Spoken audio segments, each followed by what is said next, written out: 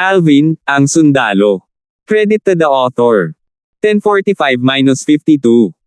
Ang mga pangalan po na nandito ay galing sa mga name generator. Kaya kung meron man pagkakatulad sa mga pangalan ng totoong tao o lugar, ito ay tunay na hindi sinasadya. Si Theban ang pinakamalakas na tao sa North Nether Sect. Nasa first level martial emperor stage siya. Kahit nasa hilagang disyerto sa mga dayuhang lupain, walang sino man ang makakapigil sa Teyvat na kanyang nilaslas ng buong lakas gamit lamang ang kanilang kamay. Gayunpaman, mayroong isang tao sa maliit at malayong kaharian na ito na walang maraming void prying stage na martial artist na kayang pigilan ang kanyang espada na naglalaman ng kanyang buong lakas sa pamamagitan lamang ng kamay. Dapat malaman ng isang tao, ang kanyang espada ay naglalaman ng lakas ng 7,000 sinaunang may sungay na mga dragon. Gayunpaman, may nakapagpigil sa kanyang espada. Ikaw. Ikaw ba talaga si Alvin? Maingat na tanong niya habang nakatingin sa binata na nakakulay purple na may purple na buhok at walang emosyong mapupulang dugo ang mga mata. Hindi siya makapaniwala dito. Si Alvin, isang void transformation stage na martial artist na hindi niya sineseryoso sa simula pa lang, ay maaari talagang pigilan ang kanyang espada kahit na siya ay nasa first level martial emperor stage. Ang sagot na naghihintay kay Theban ay ang palad ni Alvin. Upang maging mas tumpak, ang palad ni Alvin pagkatapos niyang ma-devil. Boom! Si Alvin ay napatampol ng palad. Isang bahanang itim na enerhiya ang nilunod kay Theban bago pa niya napagtanto kung ano ang nangyayari. Di nagtagal, kakaibang nagbago si Theban sa isang kalansay ng tao. Ang lahat ng kanyang dugo, laman, at mga laman loob ay naglaho ng walang bakas. Hawak pa rin ng balangkas ni Theban ang espada. Nasa posisyon siya bago siya namatay. Makikita pa rin ng isa ang 3 fragment sa loob ng skeleton, isang profundity fragment at 2 concept fragment. Snap! Biglang may mahinang tunog ang umalangaw-ngaw sa hangin. Nagmula ito sa kalansay ni Theban na nanginginig bago ito biglang naging alikabok na ikinalat ng hangin. Ang pagbagsak ng isa pang martial emperor. Ang profundity at concept fragment lang ang natitira, isang first level monarch stage profundity fragment at 2 9th level advanced concept fragment. 3 fragment ang dumaong sa Imperial Palace ng Crimson Sky Kingdom. Si Alvin na na-devil ay hindi pinansin na para bang nakita niya ang 3 fragment na nasa ilalim niya. Barf! Nagulat si Alvin ng tunog ng pagsusuka. Sa di kalayuan, nakita niya ang natitirang elder mula sa North Nether Sect na palihim na umaatake kay Irish. Pagkatapos niyang matagumpay na gumawa ng sneak attack, agad siyang tumakas at nawala sa harap ng mga mata ni Alvin. Para bang wala talaga siya doon. Boom! Samantala, ang enerhiya ng fire spirit body sa loob ni Irish, na nasugatan hanggang sa puntong nagsuka siya ng dugo, na pansamantalang napigilan ay sumabog sa wakas. Sa isang sandali, si Irish ay nabalot ng walang hangganang apoy na tumataas sa kalangitan. Lumitaw ang mga pulang bitik sa kanyang balat na kasing pino ng pinakintab na jade. Dumami ang mga spot habang lumilipas ang panahon at nagsasama-sama. Naging maapoy na pula ang balat niya. Ang nakademonyong si Alvin ay orihinal na tinitigan ng masama si Irish na para bang aatakihin siya nito. Gayunpaman, bigla siyang umiling nang may lumitaw na liwanag sa mapupulang dugo niyang mga mata. Bulong niya, Irish. Irish. B. Kuya D. Darfield. Ramdam ni Irish ang pag-init ng kanyang katawan. Maging ang kaluluwa niya ay parang nagliliyab din. Unti-unti na siyang nawala ng malay. Sa sandaling ito, naramdaman niyang bomb-igat ng bomb-igat ang mga talukap ng mata niya, na inaantok. Alam niya sa puso niya na kapag nakatulog siya ay malabong majay gising pa siya. Bibig. Bibig Brother D. Darfield. Nagsimulang mawala ng malay si Irish. Pakiramdam niya ay nalulunod siya sa dagat ng apoy. Mawawasak ang kanyang kamalayan sa lalong madaling panahon. Boom! Boom! Boom! Ang apoy sa Irish ay paulit-ulit na tumaas. Sa bawat oras na ito ay pumailan lang, ito ay magdudulot ng kaguluhan sa hangin habang ang mga alon ng init ay lumiligid. T. Irish. Umiling muli si Alvin bago siya lumipad papunta sa kanya. Parang hindi niya napansin ang walang hangganang apoy na umaalingaw-ngaw mula sa katawan ni Irish. Pumasok siya sa lugar na natatakpan ng walang hangganang apoy na para bang naglalakad siya sa isang patag na lupain. Kahit gaano pa kainit ang apoy ay hindi ito makalapit sa itim na ambon na bumabalot sa kanyang katawan. Big Brother D. Darfield. I feel so sleepy. Nang makita ni Irish na abot kamay niya si Alvin, nahihirapan niyang iniunat ang kanyang kamay. Ang kanyang boses ay unti-unting nawala, at ang kanyang mga mata ay halos nakapikit na ngayon. Irish, si Alvin na may kulay ube na buhok at pulang dugo ay halos mawala ang lahat ng dahilan. Gayunpaman, ang kanyang huling onsa ng natitirang kamalayan ay nagpahintulot sa kanya na abutin ang kanyang kamay upang hawakan ang kamay ni Irish. Sa isang pagkakataon, isang alon ng nakakatakot na nakakapasong enerhiya ang dumaan mula sa kamay ni Irish papunta sa katawan ng devil na si Alvin. Niyugyug siya nito hanggang sa kanyang kaibuturan habang ang malamig na panginginig ay dumaloy sa kanyang gulugod. Kasabay nito, ang layer ng pula sa mga mata ng devil na si Alvin ay unti-unting nag-urong. Bukod doon, maging ang kanyang purple na buhok ay nagsimulang unti-unting bumalik sa itim. Bago tuluyang nawala ng malay si Alvin, napansin niya ang itim na enerhiya mula sa kanyang katawan na pumapasok sa katawan ni Irish nang ang kanyang nakakapasong enerhiya ay pumasok sa kanyang katawan. Parang mutual exchange sa kanilang dalawa. Sa wakas ay nawala ng malay si Alvin sa susunod na sandali. Hindi niya alam ang sumunod na nangyari.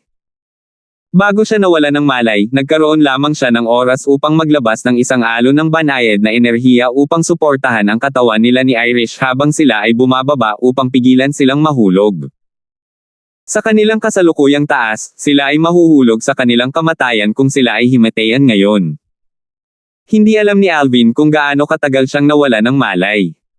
Nang magkamalay siya, nadiskubre niyang nakahiga siya sa isang marangyang silid sa malambot na kama. Lubhang ayaw niyang umalis sa kama. "Boss, sa wakas gising ka na." Nakarinig si Alvin ng pamilyar na boses nang makaupo siya. Lumingon siya para tingnan ang pinanggalingan ng boses. Sa isang sulyap lang, nakita niya ang isang pamilyar na figure, isang malaking mataba. Dan. Ang kanyang childhood playmate na kalaunan ay nabuo ang isang kapatiran sa kanya. "Fatty, anong lugar ito?" Nagtataka na tanong ni Alvin. "Boss, ito ang Imperial Palace ng Crimson Sky Kingdom," sagot ni Dan. Agad na tumama kay Alvin ang isang kirot ng realisasyon. Sa totoo lang, paano kaya magiging ganito karangya kung hindi ang Imperial Palace? Biglang nag-thumbs up si Dan kay Alvin habang kinukulit siya nito. "Boss, you're so amazing. Pinatay mo talaga ang matandang lalaking iyon na pinuno." Isang nakakasilaw na ngiti ang isinagawa niya nang marating niya ang dulo ng kanyang pangungusap. Sa simula, nahuli siya ng isa sa 3 taong katabi ng matandang iyon. Dahil sa kadahilanang ito, siya ay may hawak na sama ng loob mula noon. Ngayong patay na ang matanda, siya ay tunay na masaya at nasa sabik. Mukhang tumitigil ang espiritual kong enerhiya. Maaaring ito ay magsasabay sa aking cultivation base. Ito ba ang kahihinatnan ng paggamit ng Devil Seal Tablet? Hindi nagtagal ay napansin ni Alvin ang isang problema pagkatapos niyang suriin ang kanyang sarili. Sa kanyang unang devilification ng Devil Seal Tablet, ang kanyang spiritual energy na 2 antas na mas mataas kaysa sa kanyang cultivation base ay napigilan at naging isang level lamang na mas mataas kaysa sa kanyang cultivation base. Sa kasalukuyan, malinaw niyang nararamdaman ang kanyang espiritual na enerhiya na mas mataas kaysa sa kanyang cultivation base na tila tumitigil. Sa hinaharap, ang antas ng kanyang espiritual na enerhiya ay maaaring hindi tumaas sa isang mas mataas na antas kaysa sa kanyang cultivation base kahit na ang kanyang cultivation base ay tumaas. Ito ay malamang na nasa parehong antas sa halip. Sa kasalukuyan, ang kanyang cultivation base ay nasa 6th level void transformation stage habang ang kanyang spiritual energy ay nasa 7th level void transformation stage. Sa oras na ang kanyang cultivation base ay gumawa ng isang pambihirang tagumpay sa 7th level void transformation stage, may mataas na posibilidad na ang kanyang spiritual energy ay hindi uunlad. Buti na lang at matagal nang nawala ang soul skill ko, 1000 Allusions. Kung hindi, maaapektuhan ito ng husto. Medyo gamaan ang loob ni Alvin. Kung gumagamit pa siya ng soul skill, 1000 Allusions, ang skill ay mawawala ng silbi sa oras na mag-synchronize ang kanyang spiritual energy at ang kanyang cultivation base. Sa wakas ay nabawi ni Alvin ang kanyang katinoan. Tumingin siya kay Dan at nag-aalalang nagtanong, nasaan si Irish? Naalala niya bago siya nawala ng malay, ang sitwasyon ni Irish ay napakasama. Ang enerhiya ng fire spirit body ay halos lumabas na sa kanyang katawan. Kahit na ang isang celestial na nilalang ay mahihirapang iligtas si Irish sa oras na iyon. Nadurog ang puso ni Alvin nang maisip niya ito. Don't tell me may nangyari talaga kay Irish. Si Alvin ay nababalisa. Boss, don't worry. Okay naman si Hipag. Si Lola Mildred ang nag-aalaga sa kanya. Ngumiti si Dan. Hindi intensyon ni Alvin na pag-alitan siya sa pagkakataong ito kahit na tinawag niya si Irish bilang kapatid na babae. Pagkatapos ng insidente, tinanggap na siya ng puso niya bilang kanya, at ayaw na niyang tanggihan pa. Dalhin mo ako sa kanya, sabi ni Alvin kay Dan na may pag-aalala sa pagitan ng kanyang mga kilay. Nasa matinding sitwasyon si Irish sa pagkakataong ito dahil sa kanya. Nadama niya ang parehong touch at guilty. Sa patnubay ni Dan, pumunta si Alvin sa lugar kung saan nagpapagaling si Irish. Sa daan, nalaman ni Alvin mula kay Dan na siya ay nakarete sa isang buong buwan. Ano? 1 month na akong natutulog. Oo. Tumanggo si Dan. Huminga ng malalim si Alvin bago niya naisip, ang after effect ng Devil Seal tablet ay hindi dapat maliitin. Buti na lang nahimete ako sa Imperial Palace. Kung nagpunta ako sa ibang lugar tulad ng huling pagkakataon, namatay na ako. Pagkatapos ng lahat, hindi lahat ay kasing bait ni Nancy. Sa wakas, muling nakipagkita si Alvin kay Irish. Nakoma pa rin siya at hindi nagpakita ng mga palatandaan ng paggising. Lola Mildred, hindi pa po gising ang aking hipag. Tanong ni Dan habang nakatingin kay Mildred. Hindi. Umiling si Mildred. Tumayo si Alvin sa tabi ni Irish na nakoma pa habang iniaabot niya ang kanyang espiritual na enerhiya upang masusing imbestigahan ang sitwasyon sa kanyang katawan. Ha! Natunaw na ang enerhiya ng fire spirit body sa katawan ni Irish. At saka, ang cultivation base ni Irish ay umunlad ng husto. Ano ang nangyayari? Naguguluhan si Alvin. Gayunpaman, ito ay isang magandang bagay sa lahat. Ha! Gayunpaman, nabigla si Alvin nang ang kanyang espiritual na enerhiya ay humipo sa kaibuturan ng isipan ni Irish. Anong nangyari? Paano nagkaroon ng matinding pinsala ang kaluluwa ni Irish? 10:46 Kung hindi gumaling ang sugatang kaluluwa ni Irish, mahirap para sa kanya na magising kahit na gusto niya. Napakaputla ng mukha ni Alvin. Dahil sa pagsasanib sa pagitan ng kanyang memorya at ng Rebirth Martial Emperor's memory, nagkaroon siya ng ilang kaalaman tungkol sa mga kaluluwa. Ang kaluluwa ay ang core ng isang tao. Kapag ang isang kaluluwa ay nasugatan, ito ay lubos na makakaapekto sa tao. Kunin lamang ang kasalukuyang Irish bilang isang halimbawa. Dahil sa pinsala ng kanyang kaluluwa, naapektuhan nito ang kanyang pag-iisip at napigilan ang kanyang malay. Nakahiga lang siya sa kama na parang buhay na patay, hindi na magising kahit na malusog at puno ng sigla ang katawan. Sa kabutihang palad, hindi ito sa lawak kung saan umalis ang kanyang kaluluwa sa kanyang katawan. Ang atensyon ni Alvin ay hindi sinasadyang dumapo sa kanang kamay ni Irish. Ang kamay ay mahigpit na nakahawak sa isang 5 talampakan ng haba na pulang flexible na espada na tila ayaw niyang bitawan. Ang pulang flexible na espada ay kasing manipis ng pakpak ng sikada. Pinaganda nito ang kanyang pulang damit. Bagamat hindi siya gising, mahigpit pa rin ang pagkakahawak niya sa espada. Para bang napakahalaga sa kanya ng espadang iyon na hindi niya binitawan kahit hindi niya malay. Umiling si Mildred at napabuntong hininga nang makita ang tingin ni Alvin. Hindi ko talaga maintindihan kung bakit nag-aalala siya sa espadang iyon. Parang bahagi ng katawan niya o kung ano ang espada. Tumibok ang puso ni Alvin nang marinig niya ang mga salita ni Mildred. Siya ang nagbigay kay Irish ng espadang iyon. Irish, tutulungan kitang pagalingin ang sugatang kaluluwa mo kahit anong mangyari para magising ka ulit. Ang mga tingin ni Alvin ay puno ng determinasyon at tiyaga. Ayon sa alaala ng Rebirth Martial Emperor, may mga paraan upang gamutin ang isang nasugatan na kaluluwa. Ito ay hindi tulad ng ito ay walang lunas. Gagawin siya hanggat makakahanap siya ng ilang bihira at mahalagang material sa Cloud Continent. Ayon sa alaala ng Rebirth Martial Emperor, gagaling ang kaluluwa ni Irish kung ubusin niya ang Royal Grade Resurrection Pill sa malaking bahagi, naisip ni Alvin sa kanyang sarili habang kumikinang ang kanyang mga mata. Umupo si Alvin sa tabi ng kama at pinagmasdan ang babaeng nakahiga sa kama. Baka sa mukha at mata niya ang lungkot. Nang makita ito ni Mildred at Dan, nagpalitan sila ng tingin bago sila umalis at isinara ang pinto sa likod nila. Irish. Tinitigan ni Alvin ang magandang mukha ng babae na maaaring magpabagsak ng mga lungsod. Nang tumingin siya sa kanya, muling lumitaw sa kanyang isipan ang eksena ng kanyang fire elf figure na pilit na inihagis ang fire profundity. Handang isakripisyo ni Irish ang kanyang sariling buhay para sa kanyang kapakanan. Sa puso niya, mas mahalaga siya kaysa sa sarili niyang buhay. Ang puso ni Alvin ay hindi gawa sa bakal. Mula sa sandaling nagpasya si Irish na ialay ang kanyang buhay para sa kanyang kapakanan, ang kanyang puso ay natunaw na. Bukod dito, napagpasyahan niyang hindi na niya ito tatanggihan kung pareho silang nakaligtas sa pagsubok. Dati, palagi siyang kontento na hinahayaan ang usapin sa pagitan nila ni Irish.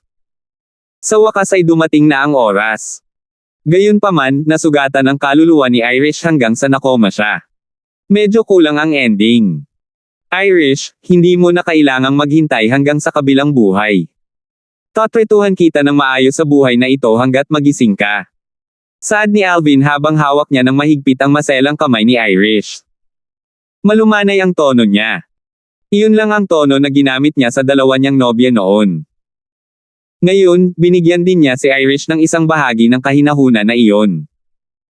Sa sandaling ito, si Irish ay nakakuha ng isang makabuluhang posisyon sa kanyang puso. Patuloy na hinawakan ni Alvin ang kanyang kamay. Ni minsan ay hindi umaalis ang titig nito sa magandang mukha nito. Ito ang unang pagkakataon na pinag-aralan niya ito ng tahimik. Sa sandaling ito, naramdaman niyang mas maganda si Irish kumpara sa mga panahong tinitingnan niya ito ng casual sa nakaraan. Tila marami na siyang nakaligtaan sa kanyang mga birtod sa nakaraan. Kailangang aminin ni Alvin na sa wakas ay nahulog na siya sa kanya. Ibinaba niya ang kanyang ulo at nagtanim ng isang malambot na halik sa noo ni Irish na parang tutubi na lumulusot sa ibabaw ng tubig. Ang kanyang mga mata ay puno ng isang magiliw na pagmamahal. Sa wakas ay nagsimulang kumalma ang emosyon ni Alvin nang tumayo siya. Sa wakas ay nasa tamang pag-iisip na siya para isipin ang iba pang mga isyu. Isang buwan na ang nakalipas, ako ay na-devils ng Devil Seal tablet. Pagkatapos ma-devil, parang nasa panaginip na naman ako, bulong ni Alvin sa mahinang boses habang maingat niyang ikinwento ang kanyang karanasan. Naalala niyang nagkaroon siya ng magandang panaginip. Sa kanyang panaginip, unang inatake siya ng Onyx Sect Elder sa tuktok ng Void. Isang suntok lang ang ginamit niya para patayin ang Onyx Sect Elder na ang pag-atake ay naglalaman ng lakas ng mahigit 4,000 sinaunang may sungay na dragon. Ito ay kasing dali ng pumatay ng manok o pagputol ng damo. Pagkatapos, inatake siya ng North Nether Sect Supreme Elder, Teban. Pinutol niya ang kanyang espada ng malakas na parabang mayroon siyang banal na tulong. Gayunpaman, nagawa ni Alvin na pigilan ang espada ni Teban na naglalaman ng lakas ng mahigit 7,000 sinaunang may sungay na dragon sa pamamagitan lamang ng casual na pagtaas ng kanyang kamay. Pagkatapos kong mademonyo, talagang nagtataglay ako ng napakalakas na lakas. Iyon ay isang nakakatakot na martial monarch para sa kabutihan. Isang martial monarch ang nabasag sa Dogwang Pool dahil lang sa isang sampal. Nabasag ko pa ang balangkas niya. Bumilis ang paghinga ni Alvin nang maalala niya ang kanyang panaginip. Nakuha niya ang espada ni Teban gamit ang kanyang hubad na kamay. At pinatay niya si Teban sa isang sampal lang.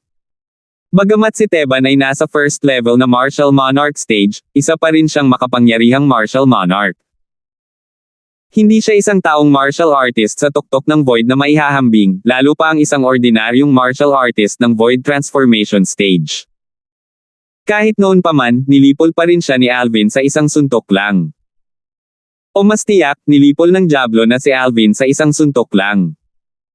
Ano ba talaga ang Devil Seal tablet na iyon? Naramdaman ni Alvin na ang Devil Seal tablet ay talagang misteryoso at kamangha-mangha. Hindi niya ito maintindihan. Higit pa rito, pakiramdam ko ang itim na enerhiyang inilabas ko noong ako ay na-devilized ay katulad ng itim na enerhiyang inilabas ni Elming dati. Gayunpaman, ang lakas ko noong na-demonyo ako ay tiyak na mas malakas kaysa kay Elming. Mas mabilis din ang attack speed ko. Noong pinatay ko si Teban, ang Heaven and Earth energy ay wala man lang oras para pakilusin at tipunin ang Heaven and Earth phenomenon. Si Elming ay lumitaw sa isip ni Alvin. Si Elming ay ang taksil mula sa 7-star sword sect na napilayan ni Alvin ang kanyang dantian at 4 na paa bago iniwan sa isang selyadong inscription formation para ipagtanggol ang kanyang sarili. Gayunpaman, si Elming ay muling lumitaw hindi nagtagal. Hindi lamang gumaling ang kanyang 4 na paa, mayroon din siyang malakas na lakas. Bukod dito, ang enerhiyang taglay niya ay hindi ang origin energy o concept. Ang enerhiya na iyon ay hindi dapat mula sa Cloud Continent. Si Alvin ay hindi pa rin makahanap ng anumang impormasyon kahit na pagkatapos niyang dumaan sa alaala ng Rebirth Martial Emperor. Iyon ay kung paano siya dumating sa ganitong conclusion. Lalo siyang naging sigurado sa kanyang teorya pagkatapos niya itong pag-isipang mabuti. Wala na talaga siyang maisip na ibang paliwanag maliban dito. Bukod sa lahat ng iyon, si Elming ay ginawang human puppet ng powerhouse na iyon na nagsasabing siya ay nagmula sa labas ng Cloud Continent. Ang isipan ni Alvin ay dahan-daang napunta sa powerhouse na nagbigay kay Elming ng bagong upa sa buhay. Sa sandaling naisip niya ang powerhouse na iyon, agad siyang dinaig sa sakit ng ulo. Masyadong misteryoso ang background ng taong iyon. Bukod doon, marami pa rin ang hindi niya maintindihan. Sa wakas, nagpasya siyang itigil ang pag-iisip tungkol dito. Maghihintay ako hanggang sa magkaroon ako ng kakayahang umalis sa Cloud Continent. Sa oras na iyon, ang lahat ng mailap na sagot na ito ay mabubunyag. Bago mangyari iyon, walang silbi na isipin ko iyon, naisip ni Alvin sa sarili. Kung talagang ipagpapatuloy niya ang pag-iisip tungkol dito, ang kanyang pag-iisip ay walang alinlangan na magdadala sa kanyang kuripot na ama, si Raymond, at ang Sword Saint na si Berting na nag-iwan ng salitang sword, sa bundok sa canyon sa tabi ng nayon ni Jack. Kung ito man ay ang kanyang kuripot na ama, si Raymond, o ang Sword Saint na si Berting, pareho silang nauugnay sa misteryosong mundo sa labas ng Cloud Continent. Naaalala ko pagkatapos kong patayin si Teban, ang elder ng North Nether sect na iyon ay nagpalihim ng pag-atake kay Irish. Nang maalala ni Alvin ang bahaging ito, ang kanyang mga mata ay naging pula ng dugo at kumikinang na may layuning pumatay. Ang intensyon ng pagpatay ay napakatindi na ang silid ay tila naging impyerno sa lupa. Bam! Biglang tumayo si Alvin nang walang anumang babala. Lalong lumakas ang lakas ng paa niya sa pagtapak niya sa lupa. Nagdulot ito ng sunod-sunod na mga bitek na lumitaw sa lupa habang ito ay kumakalat na parang isang malaking sapot ng gagamba. Boom! Boom! Boom! Halos gumuho ang kwarto dahil sa lakas niya. Bukod dito, ang kama na hinihiga ni Irish ay nagsimulang manginig din. Snap! Sa susunod na pagkakataon, ang mga paa ng kama ay nabali, at ang kama ay bumagsak. Si Irish na nakoma ay itinapon sa kama. Irish! Sa wakas ay bumalik sa normal ang mata ni Alvin nang makita niya si Irish na lumilipad mula sa kama. Iniabot niya ang kanyang mga kamay para suluhin siya. Marahan niya itong hinawakan na para bang may dalang mahalagang kayamanan habang yakap-yakap niya ito malapit sa kanyang dibdib. Ang lambot ng maselang katawan ni Irish nang yakapin niya ito ay naging dahilan ng pagkagulo ng kanyang puso. Agad na napukaw ang pagnanasang matagal na niyang hindi naramdaman. Boss, anong meron? Munting Alvin. Sa sandaling ito, dalawang figure ang bumukas sa pinto at pumasok sa silid bago tumingin kay Alvin na may nag-aalalang ekspresyon. Laking gulat nila nang makita ang gumuhong sahig at ang sirang kahoy na kama. Ang lugar na ito ay mukhang isang larangan ng digmaan. Boss, ito. Halatang napalunok si Dan habang nakatitig kay Alvin nang may pagtataka. Wala lang. Nabasag ko lang ang buko ko pagkatapos kong makulong sa kama sa loob ng isang buwan, sagot ni Alvin habang umiiling. Parang kumalma na siya. See, crack your knuckles. Napaawang ang sulok ng bibig ni Dan nang marinig niya ang sagot ni Alvin. Maging si Mildred ay may natatarantang ekspresyon sa kanyang mukha. Anong nangyayari? Bakit ako nabalisa kapag naaalala ko kung paano inatake si Irish? Pakiramdam niya ay parang pinipiga ang puso niya nang maalala niya ang eksena kanina. Sa sandaling ito, naramdaman niya na parang hindi niya kontrolado ang kanyang emosyon. Parang ibang tao ang sumakop sa kanyang katawan. Tila patuloy na lumalakas ang kanyang emosyon, lalo na kapag siya ay nabalisa. Parang mas mahirap kontrolin ang emosyon ko pagkatapos ng pangalawang devilification ng Devil Seal tablet. Mabilis na natuklasan ni Alvin ang dahilan.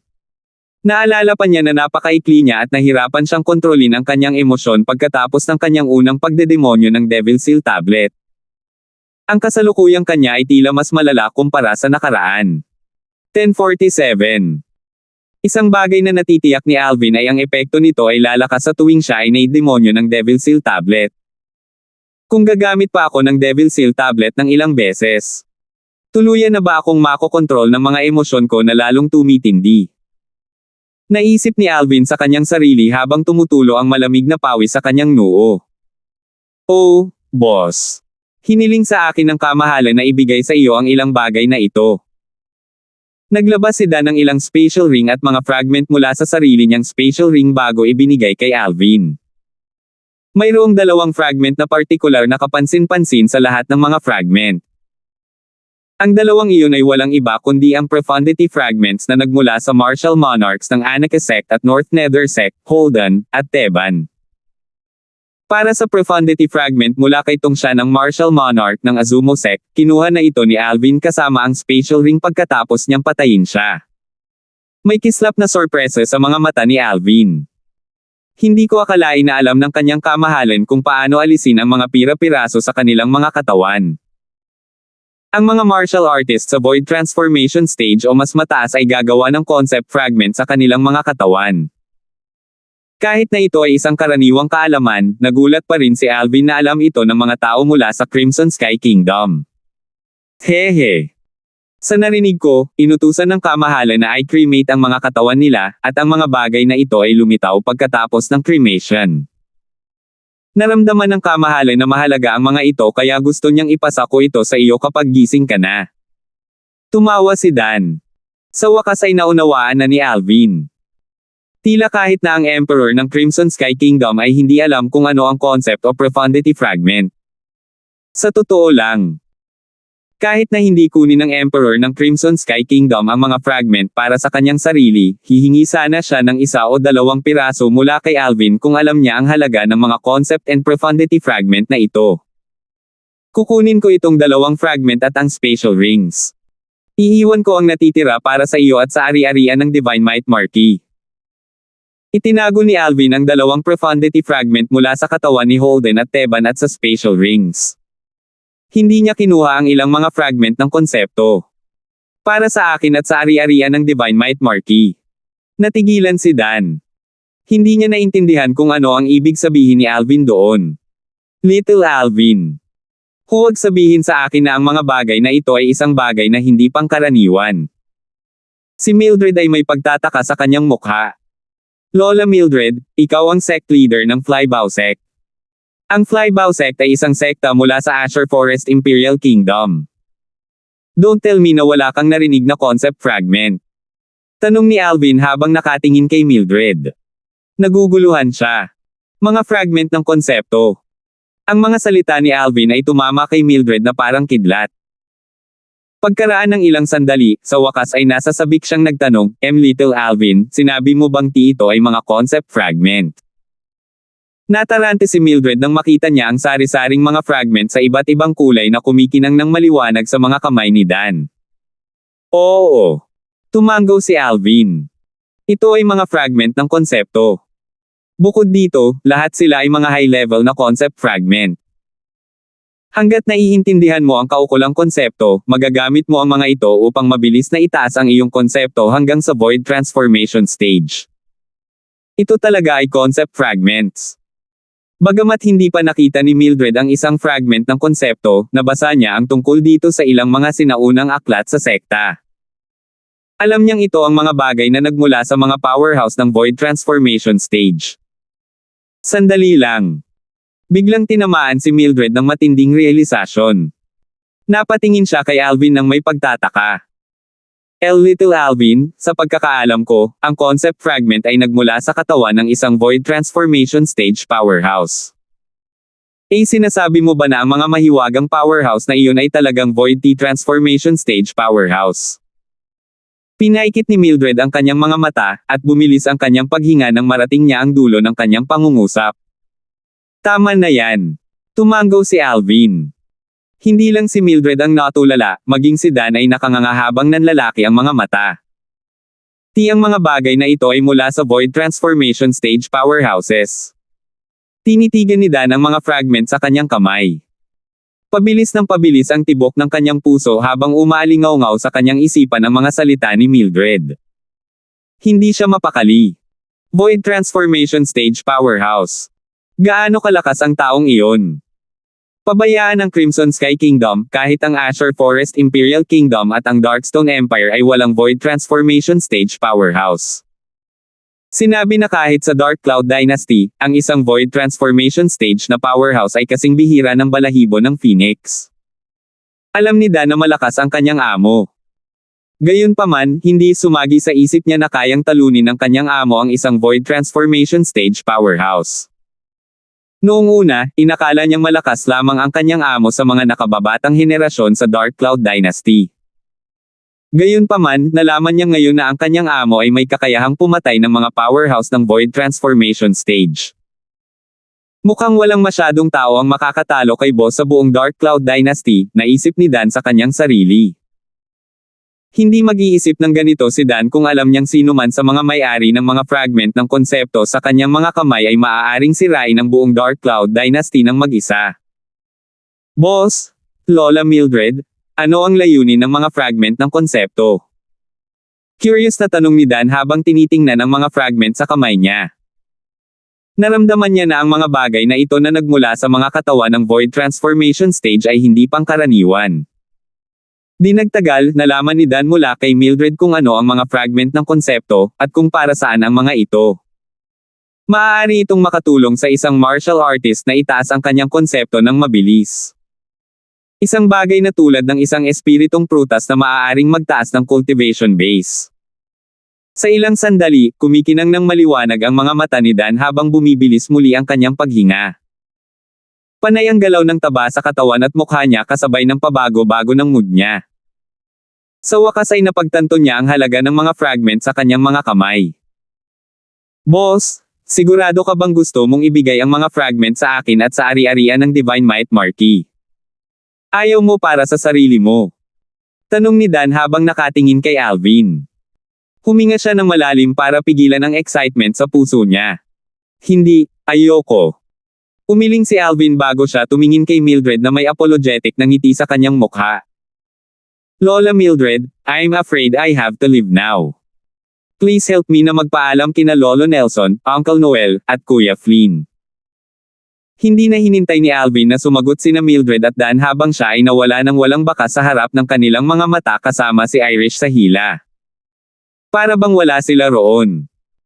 Ang bilis ni Alvin ay napakabilis kaya hindi nakapag-react sina Mildred at Dan sa oras. Pareho silang ngumiti ng pilit nang sa wakas ay nakabawi na sila. Umalis na naman si boss. I wonder kung kailan ko siya makikita ulit, sabi ni Dan na may malungkot na mukha. Mukhang walang balak si Little Alvina batiin sila bago siya umalis. Napabuntong hininga si Mildred. Mahuhulaan niya kung ano ang planong gawin ni Alvin. Malinaw na binalak ni Alvin na umalis sa Crimson Sky Kingdom, ngunit wala siyang ideya kung bakit siya nagmamadali. Gayunpaman, may malabong ideya siya kung bakit siya nagmamadaling umalis ay may kinalaman kay Irish. Bagamat kaluluwa lang ni Irish ang nasugatan at ang kanyang katawan ay hindi malubhang nasugatan, hindi pa rin ito angkop para sa kanya na ma-expose sa hangin ng mahabang panahon. Pinakamabuting protektahan ang kanyang katawan gamit ang 1,000 year frost. Mas maganda kung mayroong 10,000 year frost. Binuhat ni Alvin si Irish nang umalis sila sa Crimson Sky Kingdom at patungo sa Azure Forest Imperial Kingdom. Hahanapin ko muna si Jack. Nagpasya siyang hanapin si Jack na hindi nila sinasadyang naiwan. Sa paglalakbay, patuloy na sinisiyasat ng espiritual na enerhiya ni Alvin ang sitwasyon sa loob ng katawan ni Irish. Ang enerhiya ng fire spirit body sa loob ng katawan ni Irish ay ganap na napigilan. Bukod dito, ang enerhiya ng fire spirit body ay sumanib din sa kanyang origin energy na nagresulta sa kanyang paggawa ng isang breakthrough sa kanyang cultivation base. Ang enerhiya ng fire spirit body ay hindi pa ganap na nauubos. Ito ay umiikot pa rin kasama ang origin energy sa kanyang katawan. Mabilis pa rin ang pag-unlad ng base ng Irish. Di nagtagal, nalaman ni Alvin ang mga pangyayari sa katawan ni Irish. Dati si Irish ay nasa 4th level void transformation stage. Matapos ang pinigilan na enerhiya ng fire spirit body ay sumanib sa kanyang origin energy, naubos na niya ang lahat. Nakatulong ito sa kanya na mabilis na maitaas ang kanyang cultivation base. Ang pag-unlad ay higit na mabuti kaysa sa pagkonsumo ng isang espiritong bunga. Sa loob lamang ng isang buwan, matagumpay na nagtagumpay ang cultivation base ni Irish sa 9th level void transformation stage sa tulong ng pinigilan na enerhiya ng fire spirit body. Kung magpapatuloy ito, ilang oras na lang bago makapasok si Irish sa void transformation stage, pagtatapos ni Alvin. Gayunpaman, paano napigilan ang enerhiya ng fire spirit body? Sumimangot si Alvin. Nakaramdam siya ng pagtataka dahil dito. Ayon sa memorya ng Rebirth Martial Emperor, mayroon lamang dalawang paraan upang sugpuin ang enerhiya ng fire spirit body. Ang tanging garantiya na hindi malalamon ang enerhiya ng fire spirit body bago ang edad na 30 ay ganap na sugpuin ito. Isa sa mga pamamaraan ay ang paghahanap para sa isang taong may tubig o ice spirit body sa ilalim ng kondisyon na ang kasarian ng parehong individual ay kailangang lalaki. Magagawa ng isa na sugpuin ang enerhiya ng fire spirit body pagkatapos isagawa ang yin at yang reconciliation. Ang pangalawang paraan ay ang pag-cultivate hanggang sa ang cultivation base ng taong iyon ay gumawa ng isang pambihirang tagumpay sa void transformation stage dahil ang isang tao ay maaaring sugpuin ang enerhiya ng fire spirit body sa tulong ng void transformation's origin energy. Gayunpaman, ang enerhiya ng fire spirit body sa loob ng Irish ay hindi pinipigilan ng dalawang pamamaraan na iyon. Nakakunot ang noo ni Alvin habang inaalala ang sitwasyong nangyari noong isang buwan. Naaalala ko bago ako nawala ng malay, ang enerhiya ng fire spirit body mula sa katawan ni Irish ay sumugod sa aking katawan at itinaboy ang enerhiya mula sa Devil Seal tablet. Naalala ko na nakontrol ko muli ang aking katawan bago ako mawala ng malay. Bago ko nakontrol ang aking katawan, ang itim na enerhiya na nagdevil sa akin ay pumasok sa katawan ni Irish. Ang enerhiya kaya ng fire spirit ay pinipigilan ang katawan ni Irish. Habang pinag-iisipan niya iyon, mas lalo siyang natitiyak. Mukhang ang enerhiya ng fire spirit body sa katawan ni Irish ay talagang pinipigilan ang enerhiyang ibinubuga ko noong ako ay nademonyo. Hindi ko inaasahan na ako ang tumulong kay Irish na humiwalay sa kanyang kapalaran na hindi nabubuhay ng lampas sa 30 taong gulang. Ngumiti si Alvin ng mapait. 1048. Naaalala pa rin ni Alvin noong una siyang pumunta sa Darkstone Empire. Nakatagpo niya si Irish sa Phoenix Nest City noong nag-organisa siya ng groom search competition sa harap ng gate ng estate ng city governor. Ang groom search competition ay ginanap ni Wilbur Flair na may isang layunin sa isip. Ito ay tila dahil sa ilang hula. Ang layunin ng paghahanap ay upang mahanap ang nakatalagang lalaki para kay Irish. Ayon sa Propecia, matutulungan siya ng lalaki na baguhin ang sumpa ng innate spirit body na hindi maaaring mabuhay ng higit sa 30 taong gulang. Sa oras na iyon, naramdaman ni Alvin na ang lahat ay walang katotohanan kahit na ang lahat ng mga palatandaan ay nagtuturo na siya ang isa. Gayunpaman, wala siyang ibang pagpipilian kundi ang maniwala sa Propecia na iyon ngayon dahil ito ay talagang nagkatotoo. Siya talaga ang tumulong kay Irish na matanggal ang sumpa ng innate spirit body. Si Irish ay wala pang 30 taong gulang, at ang enerhiya ng fire spirit body sa kanyang katawan ay napigilan bago ito nag-transform sa isang bahagi ng lakas ng kanyang katawan. Ito rin ang nagtulak sa kanyang origin energy na itaas ang kanyang cultivation base. It's precisely because of that prophecy that Irish met me. Hindi ko alam kung ano ang susunod na mangyayari pero parang nasa kurso na ang lahat ngayon. Napabuntong hininga si Alvin habang iniisip ang nakaraan. Marahil, ang kapalaran sa pagitan nila ni Irish ay nagsimula na nang una niyang titigan siya. Itinali na ng tadhana ang dalawa sa isa't isa. Sa kanilang paglalakbay sa Crimson Sky Kingdom mula sa Azure Forest Imperial Kingdom, sinadya ni Alvin na bumagal para mapangalagaan si Irish. Sa pagkakataong ito, ang kanyang bilis ay ilang beses na mas mabilis nang lumipad siya kasama si Irish sa kanyang mga bisig. Dahil sa kanyang bilis, bumalik siya sa maliit na bayan malapit sa nayon ni Jack sa loob lamang ng maikling panahon. Sa sandaling marating niya ang maliit na bayan at bumalik sa inn, napansin ni Alvin na naglilinang pa rin si Jack. Parang hindi niya napansin na umalis na sila ni Irish. Sa pagkakataong ito, nagpasya si Alvin na gisingin si Jack. Young Master. Agad na nagising si Jack mula sa kanyang cultivation nang marinig niya si Alvin na tumatawag sa kanya. Binuksan niya ang pinto at magalang na yumuko kay Alvin. Jack, pumunta tayo sa Dark Cloud Dynasty, sabi ni Alvin. Si Jack ay sumunod kay Alvin nang hindi nagtatanong. Bagamat sa wakas ay nakuha niya muli ang kanyang cultivation base sa Void Prying Stage at ang kakayahang lumipad pagkatapos malinis ang kanyang mga meridian, mabagal pa rin ang kanyang bilis. Kahit papaano, siya ay napakabagal sa mga mata ni Alvin. Dahil doon, isinama siya ni Alvin para pabilisin. Whoosh! Whoosh! Dinala ni Alvin si Jack habang dinadala niya si Irish hanggang sa Dark Cloud Dynasty sa bilis ng kidlat. Nawala sila sa abot tanaw sa isang kisap lang ng mata. Young Master, anong nangyari kay Miss Irish? Sa paglalakbay, napansin ni Jack si Irish na hindi nagpakita ng anumang senyales ng paggalaw habang siya ay nakaduyan sa mga bisig ni Alvin. May ilang mga isyo kaya siya ay nakoma pansamantala, sagot ni Alvin. Alam niya sa kaibuturan ng kanyang puso na malabong magising ito bago gumaling ang kanyang kaluluwa. Sa kabutihang palad, ang kanyang cultivation base ay umabot sa yugto ng Inedia kaya siya ay nakaligtas ng walang kinakain.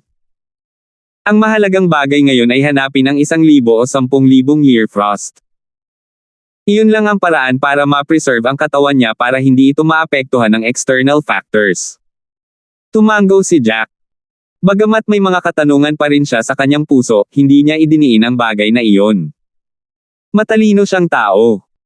Alam niya kung anong uri ng mga tanong ang maaari niyang itanong, at kung ano ang hindi niya dapat itanong. Pagkaraan ng ilang araw, sa wakas ay dumating si Alvin sa kabisera ng dinastiyang Dark Cloud kasama si Jack. Ang kanyang unang destinasyon ay ang Imperial Palace ng Dark Cloud Dynasty. Siya ay nag-hover sa hangin habang ipinapalm niya ang kanyang presensya.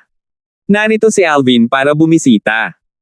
Ang dumadagandong na boses ni Alvin ay kumalat sa bawat sulok sa Imperial Palace ng Dark Cloud Dynasty. Narito si Alvin. Biglang naghiyawan ang buong palasyo. Walang sino man sa Dark Cloud Dynasty na hindi nakakaalam kung sino si Alvin. Siya ang pinakamalakas na tao sa martial competition na ginanap ng Dark Cloud Dynasty. Bukod dito, nanalo rin siya sa unang pwesto sa martial competition ng 10 Dynasties sa foreign lands. Sa kanilang opinyon, si Alvin ang kaluwalhatian ng Dark Cloud Dynasty.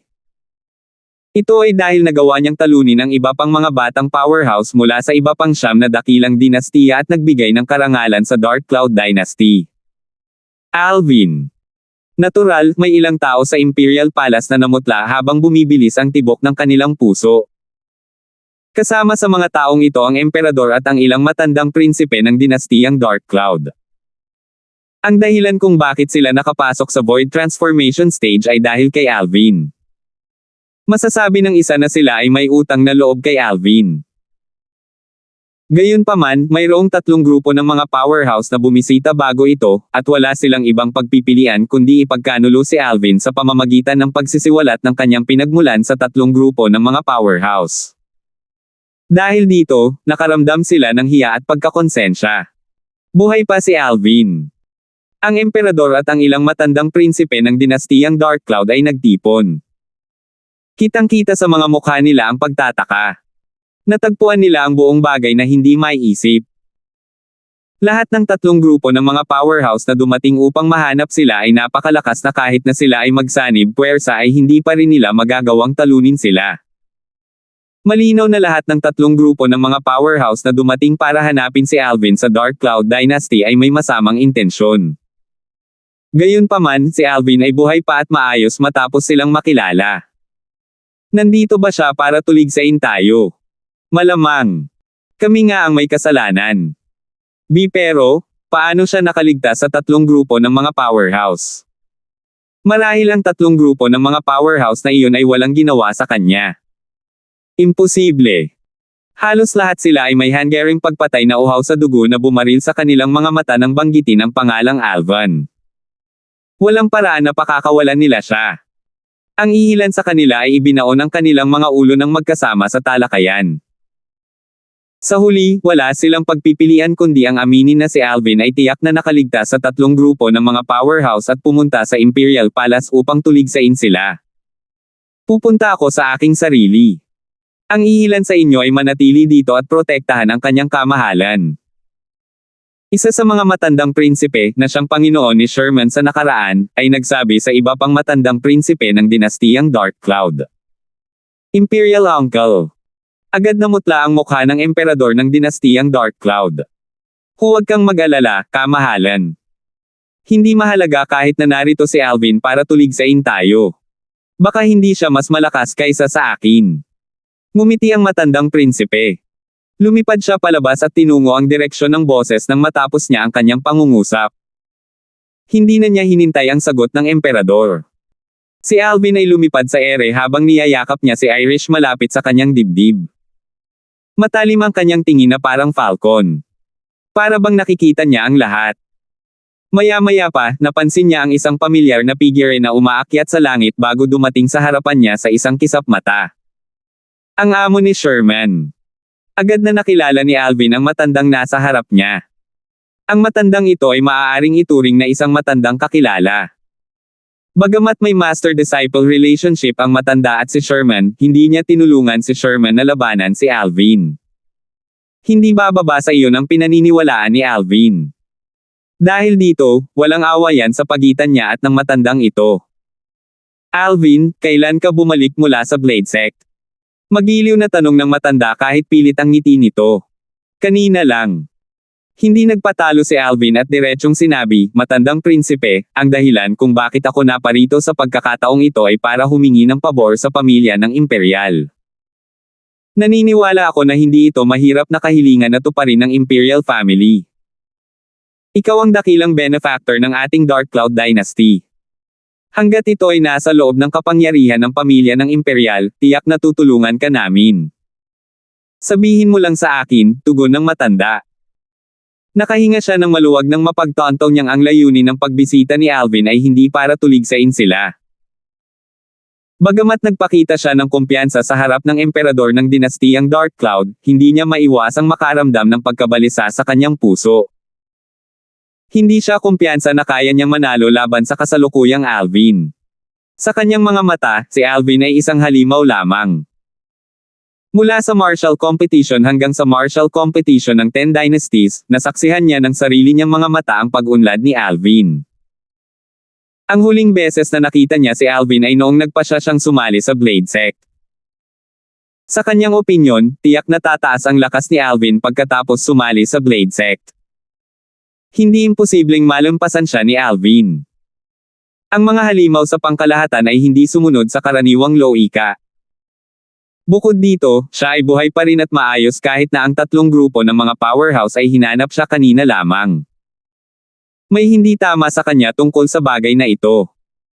Dahil dito, hindi siya nang ahas na maging pabaya nang makilala niya si Alvin. Sa halip, pinakitunguhan niya ito ng buong pag-iingat. I'm here for one thing. I wonder if the Imperial family has the 10,000-year frost. Prangka na tanong ni Alvin habang nakatingin sa matanda. 10,000 taon frost. Sa pagkakataong narinig ng matanda ang mga salita ni Alvin, agad na nanliit ang kanyang mga mata. Ang 10,000 year frost ay yelo na naipon sa loob ng 10,000 taon. Hindi ito matutunaw kahit na masunog ito ng karaniwang apoy, mababang antas ng pilfire o weapon flame. Ang isang maliit na piraso lamang ng 10,000 year frost ay sapat na upang pakalmayan ang naliligalig na isipan ng isang tao upang ang isa ay makapasok sa isang mas mahusay na estado ng paglilinang. Pinahintulutan nito ang isa na magtanim sa paraang mangangailangan ng kalahati ng pagsisikap ngunit magbubunga ng doble sa karaniwang mga resulta. Madaling maisip ng isa kung gaano kahalaga ang 10,000 year frost. Mayroon siyang seat cushion na ginawa mula sa 10,000 year frost. Kadalasan, ginagamit niya ito kapag nahihirapan siyang kumalma kapag naglilinang siya. Alvin, iniisip ko kung gaano kalaki ang lakas mo pagkatapos mong sumali sa Blade Sect. Hindi sumagot ang matanda sa tanong ni Alvin. Sa halip, nagtanong siya ng sarili niyang tanong. Naturally, ang kanyang desisyon na magtanong ay hindi walang dahilan. Gusto niyang malaman kung nasaang yugto na ang lakas ni Alvin sa kasalukuyan upang masuri niya kung sulit na ibigay ng imperial na pamilya ang 10,000 year frost. Ito ay dahil ang imperial na pamilya ng Dark Cloud Dynasty ay walang 10,000 year frost na natitira. Bakit? Gusto mo bang makita kung karapat-dapat akong makuha ang 10,000 year frost, Old Prince? Tanong ni Alvin na may singkit na mga mata. Madali niyang nakita ang intensyon ng matanda. Nakaramdam ng awkward ang matanda nang makita ni Alvin ang kanyang intensyon, ngunit hindi niya ito itinanggi. If I remember correctly, ang Imperial family ng Dark Cloud Dynasty ay mukhang nakinabang ng malaki sa Skywolf Fort at sa Blade Sect dahil sa akin, di ba? Sinabi ni Alvin, sa tingin ko ang 10,000 year frost ay hindi kasing halaga kumpara sa mga benepisyo na nakuha ninyong lahat dahil sa akin, tama ba? Sa pagkakataong lumabas sa bibig niya ang mga salitang ito, mas naging awkward ang matanda. Gayunpaman, nanatili pa rin siyang tahimik. Dahil gusto mong matikman ang aking lakas, matandang prinsipe, tutuperin ko ang iyong hiling. Biglang nanlamig ang mga mata ni Alvin nang humakbang siya pasulong. 10:49. Ang galit ni Alvin ay lumaki at kumalat sa kanyang isipan habang siya ay humakbang pasulong at sumisigaw. Ang Devil Seal tablet ay nakaapekto kay Alvin sa isang hindi nakikitang paraan. Bang! Sa sandaling humakbang si Alvin, isang maringal na enerhiya ang lumabas at pinuntirya ang matandang nasa harap niya. Ang bilis nito ay nakababahala na parang kidlat. Nako, hindi. Kumalabog ang puso ng matanda.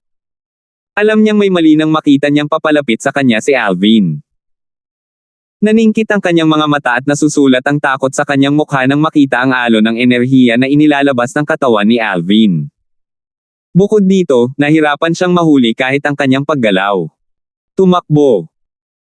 Hindi nagatubili ang matanda habang tinangka niyang iwasan ang pag-atake ni Alvin sa pamamagitan ng pag-alis sa lugar ng epekto ng kanyang pag-atake. Gayunpaman, makakaiwas ba talaga siya sa pag-atake?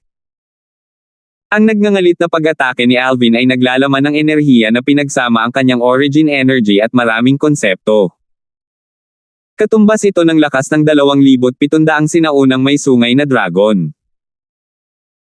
Ang pakikipaglaban sa isang martial artist na kakaintindi lang sa first level void transformation sa kanyang lakas ay katulad ng pagpatay ng manok gamit ang cleaver. Ito ay ang katotohanan. Bang! Ang enerhiyang lumalabas sa katawan ni Alvin ay parang nag-transform sa isang alon ng marilag at makulay na apoy.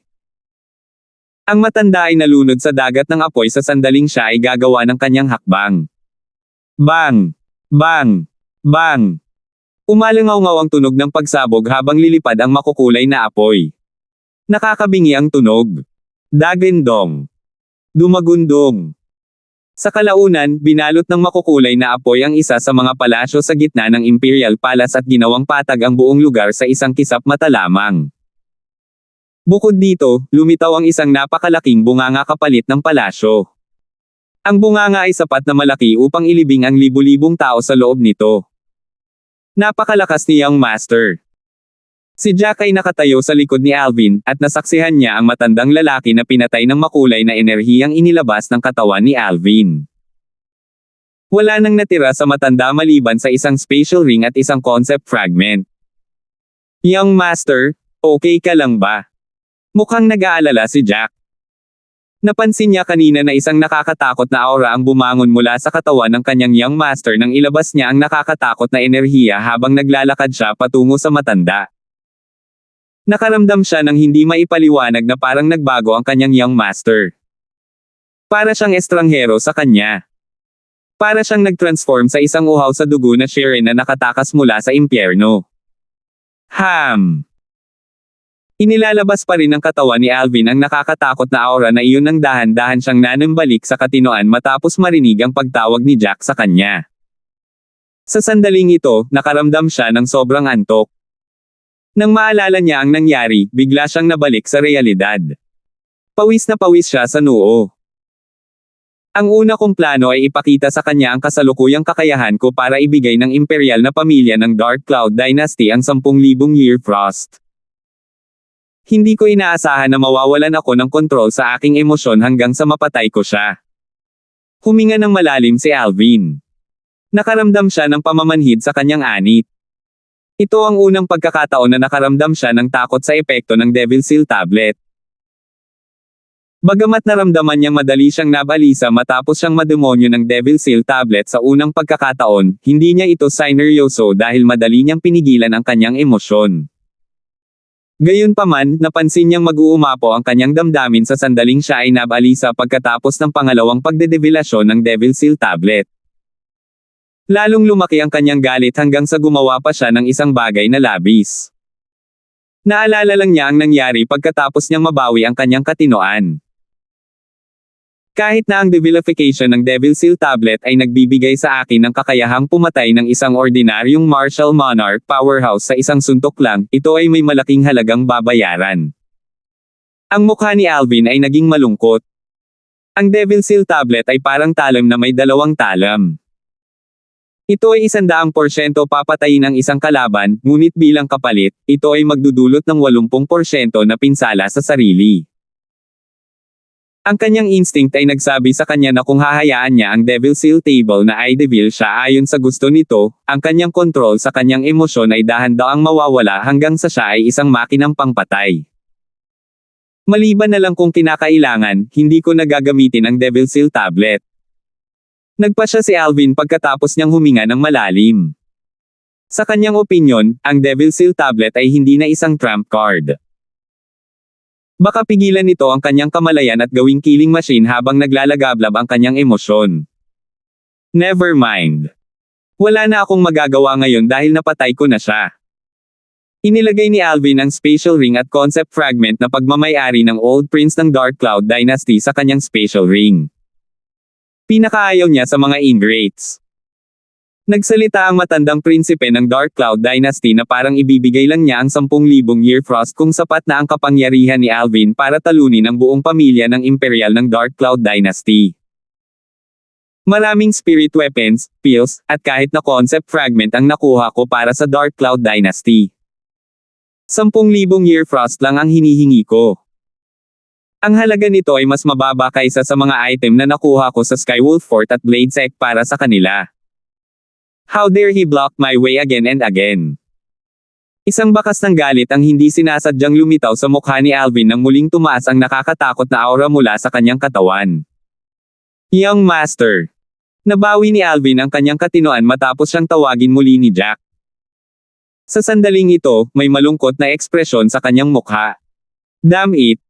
Masyadong matindi ang after effect ng Devil Seal tablet. I'll have to try harder to control my emotion. Napagtanto ni Alvin na ang epekto mula sa Devil Seal tablet ay ganap na lumampas sa kanyang kontrol. Alvin! How dare you kill my imperial uncle? Maya-maya pa, isang galit na boses ang umalangaw-ngaw sa langit. Isang silhwete na natatakpan ng gintong dragon na damit ang lumitaw. Isa itong maringal na mukhang nasa katanghaliang gulang na lalaki.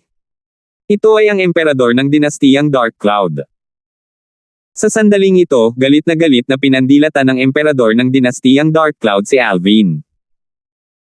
May bakas ng panlalamig sa mga mata niya na para bang lalamunan niya ang sinumang maglalakas loob na lumapit sa kanya. Gayunpaman, may takot din sa kaibuturan ng kanyang mga mata. Malinaw niyang nakita ang lahat ng patay ni Alvin ang matanda sa isang suntok lamang. Alam niyang hindi siya katapat ni Alvin dahil hindi siya gaanong makapangyarihan kaysa sa matandang prinsipe. Kamahalan. Sa sandaling iyon, isa pang dalawang matandang lalaki ang lumipad sa langit at dumating sa tabi ng emperador ng dinastiyang Dark Cloud. Tiningnan nila si Alvin na may takot sa kanilang maputlang mukha. Sok-sok. Napakaikling panahon na lang pero napakaraming martial artist ng Void Transformation sa imperial na pamilya ng Dark Cloud Dynasty ngayon. Nalaman ni Alvin ang Emperor ng Dark Cloud Dynasty at ang iba pang base ng cultivation ng matatanda sa tulong ng kanyang spiritual energy. Puno ng pangungutya ang tono niya nang magsalita. Pero, nakalimutan ba ninyong lahat? Sino ang nagambag sa tagumpay ninyo sa paglusot sa Void Transformation Stage? Naningkit ang kanyang mga mata habang kinukutya ang mga ito. Sinisikap niyang pigilan ang galit sa loob niya dahil natatakot siyang mawala na naman siya ng kontrol sa emosyon. Talagang nag-aalala siya na mapatay niya ang tatlong Void Transformation martial artist sa imperial na pamilya ng Dark Cloud Dynasty dahil sa kanyang hindi mapigil ang galit. Ang mukha ng emperador ng Dark Cloud Dynasty ay naging malungkot habang ang iba pang dalawang matandang prinsipe ng Dark Cloud Dynasty ay mukhang napahiya nang marinig nila ang mga salita ni Alvin. Natural, si Alvin ang pinakamalaking nagambag sa kanilang mga nagawa. Alvin. Sa wakas ay nagsalita ang emperador ng dinastiyang Dark Cloud. Malamig niyang sinabi, inaamin ko na higit sa lahat ang kontribusyon mo ang nagtagumpay tayo sa Void Transformation Stage. Ngunit hindi ibig sabihin na maaari mong patayin ang mga tao ng imperial na pamilya ng Dark Cloud Dynasty ayon sa gusto mo ng walang dahilan. Pumatay ng walang dahilan. Tumawa si Alvin. Kamahalan, hindi mo ba talaga alam ang dahilan? Hindi mo ba naisip na medyo hindi makatwiran ang paratang mo sa akin na ako ang pumatay sa mga tao mula sa iyong imperial na pamilya bago mo malaman kung ano ang nangyari? Napakunot ang noo ng emperador ng dinastiyang Dark Cloud nang marinig niya ang sinabi ni Alvin. Maging ang dalawang matandang nakatayo sa tabi niya ay nakatingin kay Alvin na may pagdududa na nakasulat sa kanilang mga mukha. Nakatingin lang sila sa malayo kanina. Nakita lang nila si Alvin na pinatay ang matandang prinsipe. Hindi nila alam kung ano ang nangyari sa kanilang dalawa. Ang dahilan kung bakit ako naririto ngayon ay upang hingin ang 10,000 year frost mula sa imperial na pamilya ng Dark Cloud Dynasty. Gayunpaman, ang matandang geezer na iyon ay humahampas sa paligid ng bush at sinasadyang baguhin ang paksa. Bukod dito, ang paraan ng pagsasalita niya ay parang ibibigay mo lang ang 10,000 year frost kung sapat na ang kapangyarihan ko para talunin ang buong pamilya ng imperial ng Dark Cloud Dynasty. Matigang binigkas ni Alvin ang bawat salita habang ikinwento niya ang nangyari kanina. Biglang nagbago ang ekspresyon ng Emperor ng Dark Cloud Dynasty habang ang dalawa pang lalaki ay naramdamang namumula ang kanilang mga mukha. Sa kanilang opinyon, kahit na ibigay nila sa kanya ang lahat ng 10,000 year frost na iniimbak ng imperial na pamilya, hindi ito katumbas ng 110,000 ng mga benepisyong ibinigay ni Alvin sa imperial na pamilya ng Dark Cloud Dynasty. Kahit na ang 10,000 year frost ay mahalaga, ang imperial na pamilya ay walang gaanong gamit para dito. Nakaupo lang sila sa treasure vault. Sa kabilang banda, ang mga benepisyong ibinigay sa kanila ni Alvin ay nakatulong sa kanila na makapasok sa Void Transformation Stage. Natupad niya ang kanilang mga pangarap sa loob ng maraming taon. Ngayon, iniisip pa ba ng kamahalan na pinatay ko ang mga tao sa Dark Cloud Dynasty mo nang walang magandang dahilan? Tanong ni Alvin na may sarkastikong ngiti sa kanyang mukha. Naningkit ang kanyang mga mata. Alam ng Dark Cloud Dynasty Emperor na sila ay nasa talo, ngunit hindi siya nagsalita kahit ilang sandali pa. Samantala, unti-unting naging malungkot ang ekspresyon ni Alvin. Alvin. Ang aming imperial na pamilya ang minamaltrato sa iyo. Hindi mo ito kasalanan. Nakita ng dalawang matandang prinsipe ang pagbabago sa ekspresyon ni Alvin, at natarante sila nang maalala nila ang eksena kanina. Oo, hindi mo kasalanan. Ibibigay namin sa iyo ang 10,000 year frost na gusto mo. Makukuha mo ito sa aming treasure vault. Ang dalawang matandang prinsipe ng Dark Cloud Dynasty ay naging balisa. Natatakot silang patayin ni Alvin silang tatlo dahil sa galit. 1050. Ang dalawang matandang prinsipe mula sa Dark Cloud Dynasty ang nanguna at sumunod si Alvin habang buhat-buhat niya si Irish na nakoma. Sumunod si Jack sa likuran niya. Sino ang babaeng iyon? Sa wakas ay napansin ng dalawang matandang prinsipe mula sa Dark Cloud Dynasty ang babaeng nakasuot ng pulang damit sa braso ni Alvin. Baka sa mukha nila ang pagdududa at pagtataka. Siya ay dapat na kaibigan ni Alvin. Natakot sila na baka magalit sila kay Alvin kaya isang beses lang nilang sinulyapan si Irish bago sila agad na umiwas ng tingin. Ang dalawang matandang lalaki ay nabuhay ng maraming taon, ngunit para silang mga daga na nakatagpo ng pusa ng kaharap nila si Alvin. Bagamat nakaramdam sila ng kaunting pagkabigo at pagkakamali, walang hinanakit. Sa mundong ito kung saan nanag ang kapangyarihan at lakas, ang pinakamalakas na tao ang natural na mamumuno. Inamin nilang duwag sila dahil alam nilang hindi sila kapareha ng binata na wala pang 30 anyos. Hindi nagtagal, dumating si Alvin sa treasure vault ng Dark Cloud Dynasty na naglalaman ng lahat ng uri ng kayamanan. Kailangang sabihin ng isang tao na ang treasure vault ng Dark Cloud Dynasty ay napakalaki at puno ng iba't ibang mahahalagang bagay. Ang treasure vault sa Darkstone Empire ay hindi maihahambing dito. Ito ay hindi isang sorpresa dahil ang isa ay ang sarili nitong naghaharing bansa habang ang isa naman ay ibang tao. Narito na ang 10,000 Year Frost. Isa sa boses ng matandang prinsipe ay nanggaling sa loob ng treasure vault na matatagpuan sa isa sa mga palasyo sa gilid. Agad na lumipad si Alvin patungo sa direksyon ng boses. Sinundan siya ni Jack habang naglalakad sila sa gilid ng palasyo. Nakaramdam si Alvin ng lamig sa buto sa sandaling pumasok siya sa gilid ng palasyo. Ito ay hindi inaasahan, at siya ay kinilig ng hindi sinasadya. Mabilis niyang ginamit ang Origin Energy para protektahan ang kanyang katawan para hindi tumagos ang ginaw sa kanyang katawan. Agad na nalipat ang kanyang atensyon sa isang translucent na platform na gawa sa yelo na katabi ng matandang prinsipe. Ang katawan ng matandang prinsipe ay nababalot din ng isang layer ng Origin Energy. Ito ay maliwanag na ang platform ay ang pinagmulan ng ginaw. Ang platform ay pinaghiwalay sa dalawang layer. Mayroong isang panlabas na layer at isang panloob na layer. Sa mas malapit na inspection, makikita ng isa na ang panlabas na layer ay hindi kasing liwanag ng panloob na layer. Ang panlabas na layer ay ang 1,000 Year Frost, at ang panloob na layer ay ang 10,000 Year Frost, sabi ng matandang prinsipe kay Alvin. Tumango si Alvin. Madaling na pag-iba-iba ni Alvin ang 1,000 Year Frost at 10,000 Year Frost nang hindi kailangan ng sinumang magturo nito sa kanya dahil mayroon siyang memorya ng Rebirth Martial Emperor mula sa kanyang dalawang buhay. Ang lamig ay nagmula sa 1,000 Year Frost. Upang maging mas tumpak, ang ilan sa ginaw ay nagmula sa 10,000 Year Frost na dumaan sa 1,000 Year Frost.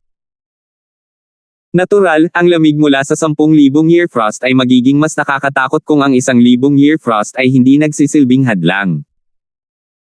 Maaari nitong i-freeze ang isang tao na may katamtamang cultivation base sa loob ng 100 metro sa isang ice sculpture. Whoosh! Hinawakan ni Alvin si Irish gamit ang isang kamay habang tinadtad niya ang yelo gamit ang kabilang kamay niya. Whoosh! Whoosh! 6 na sword light ang kumikislap na parang kidlat sa translucent platform na ginawa mula sa 1,000 Year Frost at 10,000 Year Frost. Thud! Di nagtagal, ang 1,000 Year Frost ay nahulog sa lupa pira-piraso. Samantala, ang 10,000 Year Frost ay sa wakas ay nahayag. Nang humiwalay ang 1,000 Year Frost sa 10,000 Year Frost, isang alon ng nakakatakot na lamig ang dumaan at kumalat sa bawat direksyon. Nanatiling hindi gumagalaw si Alvin. Ang matandang prinsipe ng Dark Cloud Dynasty ay nagmukhang solemn na habang sinusubukan niyang pigilan ang ginaw gamit ang kanyang Origin Energy. Samantala, ang Origin Energy na bumabalot sa katawan ni Jack ay biglang tinanggihan ng ginaw. Tuluyan ng bumalot sa kanyang katawan ang lamig. Pakiramdam niya ay nanigas ang kanyang katawan sa lamig. Jack! Napansin ni Alvin na si Jack ay nagyelo na parang isang iskultura ng yelo habang unti-unting nawawala ng hininga. Kung walang magligtas kay Jack, tiyak na mamamatay siya sa loob ng halos 10 paghinga. Whoosh! Isang alon ng berdeng enerhiya ang lumitaw habang itinaas ni Alvin ang kanyang mga braso. Ang enerhiya ay pumaligid sa katawan ni Jack at bumuo ng isang hadlang upang pigilan ang lamig na kumalat pa sa katawan ni Jack. Freewa! Di nagtagal, lumitaw ang umaatungal na apoy mula sa loob ng berdeng enerhiya. Sa sandaling lumitaw ang apoy, nagsimulang lumitaw ang mga bitek sa yelo sa paligid ng katawan ni Jack habang unti-unti itong natutunaw. Ang apoy ay hindi nakapinsala kay Jack dahil kontrolado ito ni Alvin sa pamamagitan ng kanyang fire concept. Sa loob lamang ng 3 paghinga, ganap na inalis ng fire concept na si Alvin ang lamig sa loob at labas ng katawan ni Jack. Sa ilang sandali lamang, bumalik si Jack sa kanyang normal na estado. Salamat, Young Master. Nagpasalamat kaagad si Jack kay Alvin pagkatapos niyang malanghap ang malamig na hangin. Malakas ang tibok ng puso niya. Kasabay nito ay ang mapait na ngiti sa kanyang mukha. Sa sandaling ito, naalala niya ang malaking agwat sa pagitan niya at ng kanyang Young Master. Hindi niya maiwasang maramdaman na parang pabigat siya sa kanyang Young Master. Matapos pawiin ni Alvin ang lamig para kay Jack, pinalawak niya ang kanyang origin energy at binalot din si Jack sa loob nito. Hindi na kailangang mag-alala ni Jack tungkol sa lamig mula sa 10,000 year frost dahil protektado siya ng origin energy ni Alvin. Ika-6. Ika-6 na antas na Void Transformation Stage. Ang isa pang matandang prinsipe mula sa Dark Cloud Dynasty na kakapasok lang sa gilid ng palasyo ay tumingin sa Heaven and Earth phenomenon sa itaas ng ulo ni Alvin. Parehong natigilan ang matandang prinsipe sa nakita. Nagulat sila sa mga silhouette ng mga sinaunang may sungay na dragon. Sa wakas ay napagtanto nila kung gaano kakilakilabot ang lakas ni Alvin, at natutuwa silang hindi nila siya nasaktan kanina. Kung hindi, mamamatay sila kahit na magkaroon sila ng 10 buhay. 6th Level Void Transformation Stage. Pinaikit ni Jack ang kanyang mga mata at tumingin sa itaas ng ulo ni Alvin pagkatapos niyang marinig ang mga salita mula sa 2 matandang prinsipe mula sa Dark Cloud Dynasty. Bagamat noon pa man ay alam na niyang makapangyarihan ang kanyang Young Master, hindi niya alam na ganoon pala siya kalakas. Ang pagiging nasa 6th level transformation stage ay nangangahulugan na hindi siya malayo sa martial monarch stage. Ang isang 6th level void transformation martial artist na hindi pa umabot sa edad na 30 ay dapat na bihira kahit na sa Cloud Continent, naisip ni Jack sa kanyang sarili habang ang kanyang puso ay kumirot. Whoosh! Whoosh! Whoosh! Di nagtagal, silang tatlo, kasama si Jack, ay nakarinig ng tunog ng pagpuputol. Agad silang napalingon sa pinanggalingan ng ingay. Natuklasan nila na ang 10,000 year frost ay inukit sa kabaong ng kamay ni Alvin. Whoosh! Binawi ni Alvin ang kanyang kamay bago niya ito muling itinaas habang ang takip ng ice coffin ay lumutang sa hangin. Biglang iniwas ni Alvin ang kanyang kamay na may dalang Irish. Sa isang kisap lang ng mata, ang katawan ni Irish ay tila sinusuportahan ng isang hindi nakikitang enerhiya habang dahan-dahan siyang bumaba sa kabaong ng yelo. Tinakpin ng takip ang kabaong ng yelo matapos siyang ilagay sa kabaong. Sa pamamagitan ng maaliwalas na kabaong ng yelo, nakita nila ang isang napakagandang babae na nakapula ang nakahiga doon. Nakikita rin nila ang lamig na nakapalibot lamang sa katawan ng pulang damit, ngunit hindi ito pumasok sa katawan niya. Sa mas malapit na pagsisiyasat, nakita nila ang magkasalubong na pula at puting ambon sa katawan ng babaeng nakasuot ng pula na naging isang kalasag na nagpoprotekta sa kanya mula sa lamig na nagmumula sa 10,000 year frost. Natural na tumaas ang enerhiya mula sa katawan ng babaeng nakasuot ng pula para protektahan siya. Si Irish ay mayroong 9th level void interpretation cultivation base, at ang origin energy na sinamahan ng enerhiya ng fire spirit body ay pinuprotektahan siya mula sa lamig na nagmumula sa 10,000 year frost coffin. Bukod dito, ito ay makikinabang din sa kanyang cultivation. Inihayag ni Alvin ang isang bihira at nasisiyahang ngiti sa kanyang mukha. Ang 2 matandang prinsipe mula sa dinastiyang Dark Cloud ay sa wakas ay naisip na si Alvin ay nais lamang ng 10,000 taon na frost na gumawa ng kabaong para sa babaeng nakasuot ng pula. Gayunpaman, nakita nilang kakaiba ang pagkilos ni Alvin dahil halatang malakas ang hininga ng babaeng nakasuot ng pulang damit. Natural, maaari lamang silang magtaka dahil wala silang lakas ng loob na magtanong. Kailangan ko rin ng mga materyales para mag-ukit at mag-set up ng inscription formation. I see you have the materials I need in this treasure vault. Hindi naman magiging problema kung gagamitin ko yun, di ba? Mahinahong tanong ni Alvin habang nakatingin sa 2 matandang prinsipe mula sa Dark Cloud Dynasty. It's not a problem. It's definitely not a problem. Agad na ikinaway ng dalawang matandang prinsipe ang kanilang mga kamay. Pakikuha kung ano ang kailangan mo. Oo, ayos lang kahit walang laman ang buong treasure vault. Ang dalawa sa kanila ay walang anumang pagtutol nang harapin si Alvin na nakalusot sa 6th level void transformation stage. Madaling gawain para kay Alvin na pumili ng mga materyales at iset up ang inscription formation. Pagkatapos ipunan ng mga materyales, kinailangan ni Alvin na isulat ang ice coffin na kinahihigaan ni Irish bago niya mai-set up ang inscription formation. Ang unang inscription formation ay upang sugpuin at kontrolin ang ginaw habang ang pangalawa ay isang defensive inscription formation upang protektahan ang ice coffin. Natural, ang nagtatanggol na inscription formation na isinulat ni Alvin gamit ang kanyang spiritual energy ay maaaring magdepensa laban sa mga pag-atake ng mga ordinaryong martial artist na nasa ibaba ng 7th level void transformation stage. Masisira ang kabaong ng yelo kung aatake ito ng isang martial artist na nasa itaas ng 7th level void transformation. Samantala, ang ikatlong formasayon ng inscription ay isang formasyong pagpatay. Ito lang ang killing formation na nagawa ni Alvin gamit ang kanyang kasalukuyang spiritual energy. Ang killing formation na itinakda niya ay isang bagay na nakuha niya mula sa alaala ng Rebirth Martial Emperor.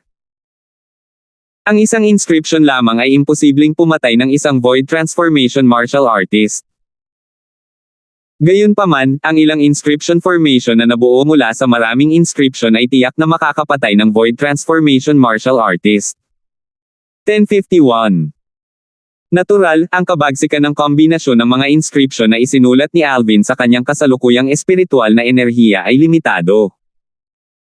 Maaari lamang itong pumatay ng mga martial artists sa ibaba ng 7th level void transformation stage.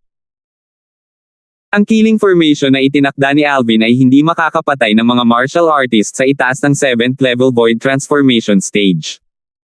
Wala pa siyang sapat na lakas. Ang lakas ng inscription formation ay nakadepende sa spiritual energy ng inscription master. Ito ay isang makabuluhang bahagi ng proseso. Ang aking kasalukuyang espiritual na enerhiya ay mahina pa rin. Maaari lamang akong mag-inscribe ng mas mataas na antas ng inscription at inscription na pagbuo kapag ang aking espiritual na enerhiya ay lalong lumakas. Bumantong hininga si Alvin sa loob. Gayunpaman, alam niyang hindi niya kayang abutin iyon sa ngayon. Dadagdagan ko ang antas ng inscription formation kapag tumaas ang aking espiritual na enerhiya sa hinaharap, bulong ni Alvin sa sarili habang sinusulyapan niya ang kabaong ng yelo na umaaligid sa hangin mula sa kanyang kontrol. Jack, umalis na tayo. Sabi niya kay Jack at itinaas ang braso. Ang ice coffin ay tila naging translucent na kidlat nang ilipat ni Alvin ang ice coffin sa dingding ng gilid ng palasyo. Bang! Dumagundong ang daloy ng hangin sa gilid ng ice coffin nang lumitaw ang isang malaking butas sa dingding ng gilid ng palasyo, at lumipad palabas sa butas sina Alvin at Jack. Whoosh! Whoosh! Whoosh! Samantala, inilipat ni Alvin ang ice coffin kasama niya habang siya ay lumilipad. Di nagtagal, nawala sila na parang tatlong kidlat sa harap ng mga mata ng Old Princess ng Dark Cloud Dynasty. Napaawang ang labi ng dalawang matanda nang makita ang malaking butas sa dingding. Hindi ba pinalakas natin ang pader? Tanong ng isa sa mga matandang lalaki. Gulat ang nakasulat sa buong mukha niya. Narinig ko na kahit isang 9th level void interpretation martial artist ay mangangailangan ng hindi bababa sa kalahating oras upang basagin ang pader, sabi ng isa pang matanda. Nakaramdam siya ng kaunting manhid. Iyon ay makatuwiran. Siya ay isang 6th level void transformation powerhouse. Siya ay mas malakas kaysa sa isang 9th level void interpretation martial artist.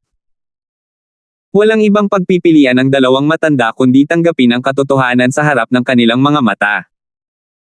Ang tanging nagawa nila ay pilit na ngumiti sa kanilang mga labi.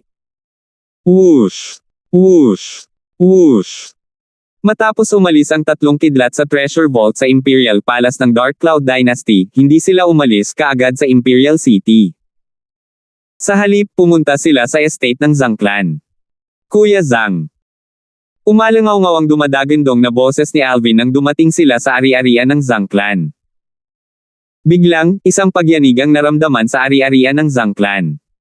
Maya-maya pa, isang silhouette na tila nag-transform sa kidlat bago ito lumipad sa kanila.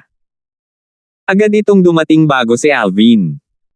Isang binata na mukhang mature. Kuya Alvin, ano ang nangyari kay Irish? Ang taong iyon ay si Sandro. Napansin niya ang iced coffee na umaaligid sa tabi ni Alvin pagdating niya. Mahirap na hindi mapansin dahil masyadong kapansin-pansin ang kabaong ng yelo. Sino ang magdadala ng kabaong ng yelo kapag naglalakbay sila? Pagkaraan ng ilang sandali, nagbago ang ekspresyon ni Sandro nang makita niya ang isang pamilyar na figure na nakahiga sa kabaong ng yelo. May nangyari kay Irish kaya nakoma siya ngayon. Bagamat casual itong sinabi ni Alvin, alam ni Sandro na ang bagay ay hindi kasing simple ng ginawa ni Alvin.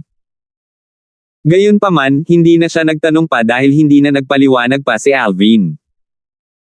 Sa pamamagitan ng ice coffin, nakikita niya ang origin energy ni Irish na bumuo ng protective layer upang ipagtanggol siya mula sa ginaw na patuloy na inilalabas ng ice coffin.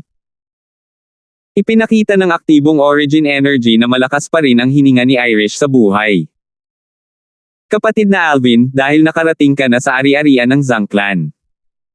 Bakit hindi ka tumuloy ng ilang sandali? Nagbigay ng imbitasyon si Sandro. Makakapagpahinga din si Irish dito. Ayos lang, Kuya Zhang. Ang dahilan kung bakit ako nandito ay para tanungin kung kayo ng iyong asawa ay nagbabalak na bumalik sa Blade Sect. Kung oo, maaari kong ipadala kayong dalawa doon dahil kailangan ko pa ring magsagawa ng ilang gawain. Nagmamadaling sabi ni Alvin. Nagmamadali siyang dalhin si Irish para hanapin ang malaking kayamanan na iniwan ng Rebirth Martial Emperor.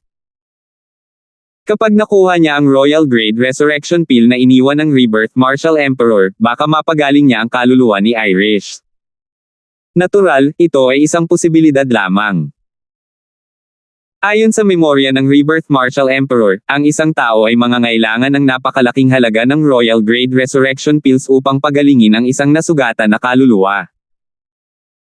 Samantala, ang Rebirth Martial Emperor ay nag-iwan lamang ng isang limitadong halaga ng Royal Grade Resurrection Pills, at hindi siya sigurado kung ito ay sapat.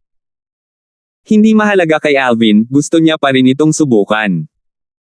Bukod dito, ang dakilang kayamanan ng Rebirth Martial Emperor ay orihinal na kanyang susunod na destinasyon. Kuya Alvin, hindi muna kami babalik ni Zoe sa Blade Sect sa ngayon. Gusto kong manatili at dalhin siya sa bawat sulok ng Dark Cloud Dynasty bago tayo maglakbay sa siyam na dinastiya. Nakangiting puno ng pagmamahal si Sandro nang banggitin niya si Zoe. Tumango si Alvin. Kung ganoon, gagawa muna kami ng hakbang. Nang hindi hinintay ang tugon ni Sandro, dinala ni Alvin ang kabaong ng yelo na naglalaman ng Irish at tumungo sa hilagang disyerto na parang 3 kidlat kasama si Jack. Ang paglalakbay ay smooth sailing. Naturally, ito ay higit sa lahat dahil ang Alvin, Jack, at ang bilis ng paglipad ng ice coffin ay masyadong mabilis. Napagtanto nila na si Alvin ay malakas at hindi isang pushover kaya hindi sila nang ahas na maghanap ng gulo. Katulad noon, muling pumasok si Alvin sa hilagang disyerto at nakarating sa unang lungsod na pinuntahan niya noong una siyang dumating sa dayuhang lupain. Ito ay ang Ancient Desert City. Ito rin ang teritoryo ng Skywolf Fort. Ang dahilan kung bakit siya pumunta sa Ancient Desert City noon ay para lumahok sa martial competition ng 10 dynasties na inorganisa ng Skywolf Fort. Whoosh! Isang mahinang tunog ang umalangaw-ngaw sa isang maluwag na restaurant. Isang kabaong ng yelo ang lumipad at lumutang malapit sa isang mesa na malapit sa bintana sa harapan ng lahat. Samantala, 2 individual ang lumitaw sa harap ng mesa. Umupo ang isang binata na naka-purple na nakasuot habang nakatayo ang isang medyo may edad na lalaki sa harap ng naka-purple na lalaki. Ice coffin ba yan? Ang ice coffin ay parang ginawa mula sa 10,000 year frost. Ang lalaking nakasuot ng lila ay dapat na makapangyarihan upang makahanap ng napakalaking block ng 10,000 year frost para makagawa ng kabaong ng yelo. Ang restaurant ay napuno ng mga daldalan mula sa mga customer habang sila ay tumingin kay Alvin ng may takot. Jack, umupo ka at kumain na tayo, sabi ni Alvin kay Jack. Young master, hindi ako nagugutom. Si Jack ay walang balak na maupo habang siya ay magalang na nakatayo sa likod ni Alvin. Ano? Hindi ka na nakikinig sa akin? Mahinahong sabi ni Alvin. Bagamat kalmado ang tono ni Alvin, ito ay parang bagyo sa tenga ni Jack. Tumalon siya at naupo sa kabilang side ng table nang hindi nagdadalawang isip. Kasunod nito, tinawag ni Jack ang waiter ng restaurant at nag-order ng mesa na puno ng mga pinggan at alak. Sa sandaling dumating ang mga pagkain, nagsimulang kumain ng nagmamadali sina Alvin at Jack. Maya-maya ay natapos na silang kumain. Isang iced coffee na gawa sa 10,000 year frost. Nang magbabayad na silang dalawa at aalis na, isang boses na puno ng pagtataka ang narinig. Isang silhouette sa di kalayuan ang nagsimulang lumapit sa kanila habang pinagmamasdan nito ang iced coffee na lumulutang sa tabi ni Alvin. Ang taong iyon ay lubusang hindi pinansin si Alvin. Napasimangot si Alvin nang tumingin siya sa taong iyon. Isa itong mukhang mayamang nasa katanghaliang gulang na lalaki. Ito ay maliwanag na siya ay hindi isang tao na may isang ordinaryong background. Ang paraan ng pananamit ng lalaki ay nakakuha ng atensyon ni Alvin. Pamilyar sa kanya ang pananamit ng lalaki. May badge ng ulo ng Skywolf sa dibdib ng lalaki, at tanso ang mga mata ng Skywolf. Isa siyang alagad ng Skywolf Fort. Ang pinaka nakakagulat na katotohanan ay ang dalawang matandang lalaki na sumusunod sa likod ng nasa katanghaliang gulang na lalaki. Ang dalawang matandang lalaki ay nakasuot ng badge ng ulo ng Skywolf sa kanilang mga dibdib, at ang mga mata ng Skywolf ay pilak. Halata na ang dalawang matandang lalaki ay ang mga matatanda ng Skywolf Fort. Naisip ni Alvin ang disipulo ng Skywolf Fort sa harap ng kanyang mga mata ay hindi simple dahil siya ay sinamahan ng dalawang matatanda ng Skywolf Fort kahit na siya ay isang disipulo lamang. Ang kanyang background ay kailangang maging hindi pangkaraniwang kahit papaano. Jack, umalis na tayo.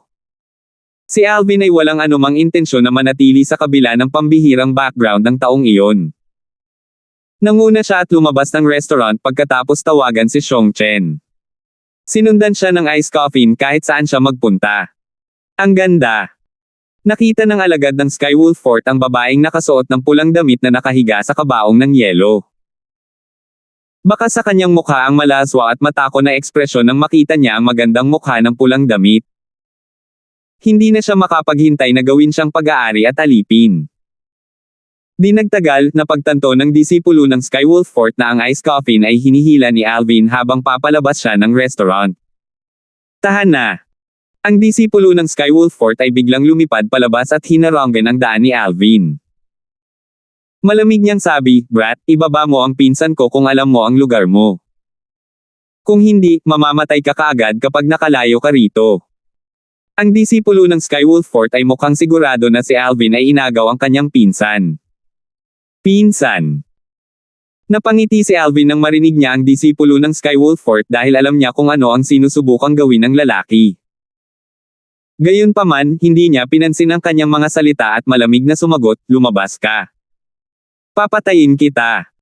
Ang alagad ng Skywolf Fort ay hindi pa nasigawan noon. Nag-iba ang ekspresyon niya habang sumisigaw. Ang origin energy sa kanyang katawan ay lumaganap, at ang kanyang konsepto ay naningil kay Alvin. Para kang mantis na sinusubukang ihinto ang umaandar na sasakyan. Ngumiti lamang si Alvin sa pang-aalipuste nang harapin ang pag-atake ng kidlat mula sa disipulo ng Skywolf Fort. Paimpal niyang itinaas ang braso niya at sinuntok. Whoosh! Ang suntok niya ay parang galing sa kamay ng Diyos.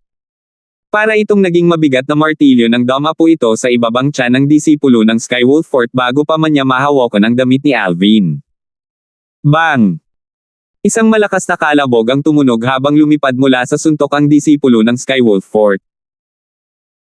Ang origin energy ay ganap na pinakawalan mula sa kanyang dantian na katulad ng isang lobo matapos itong tusukan ng karayom.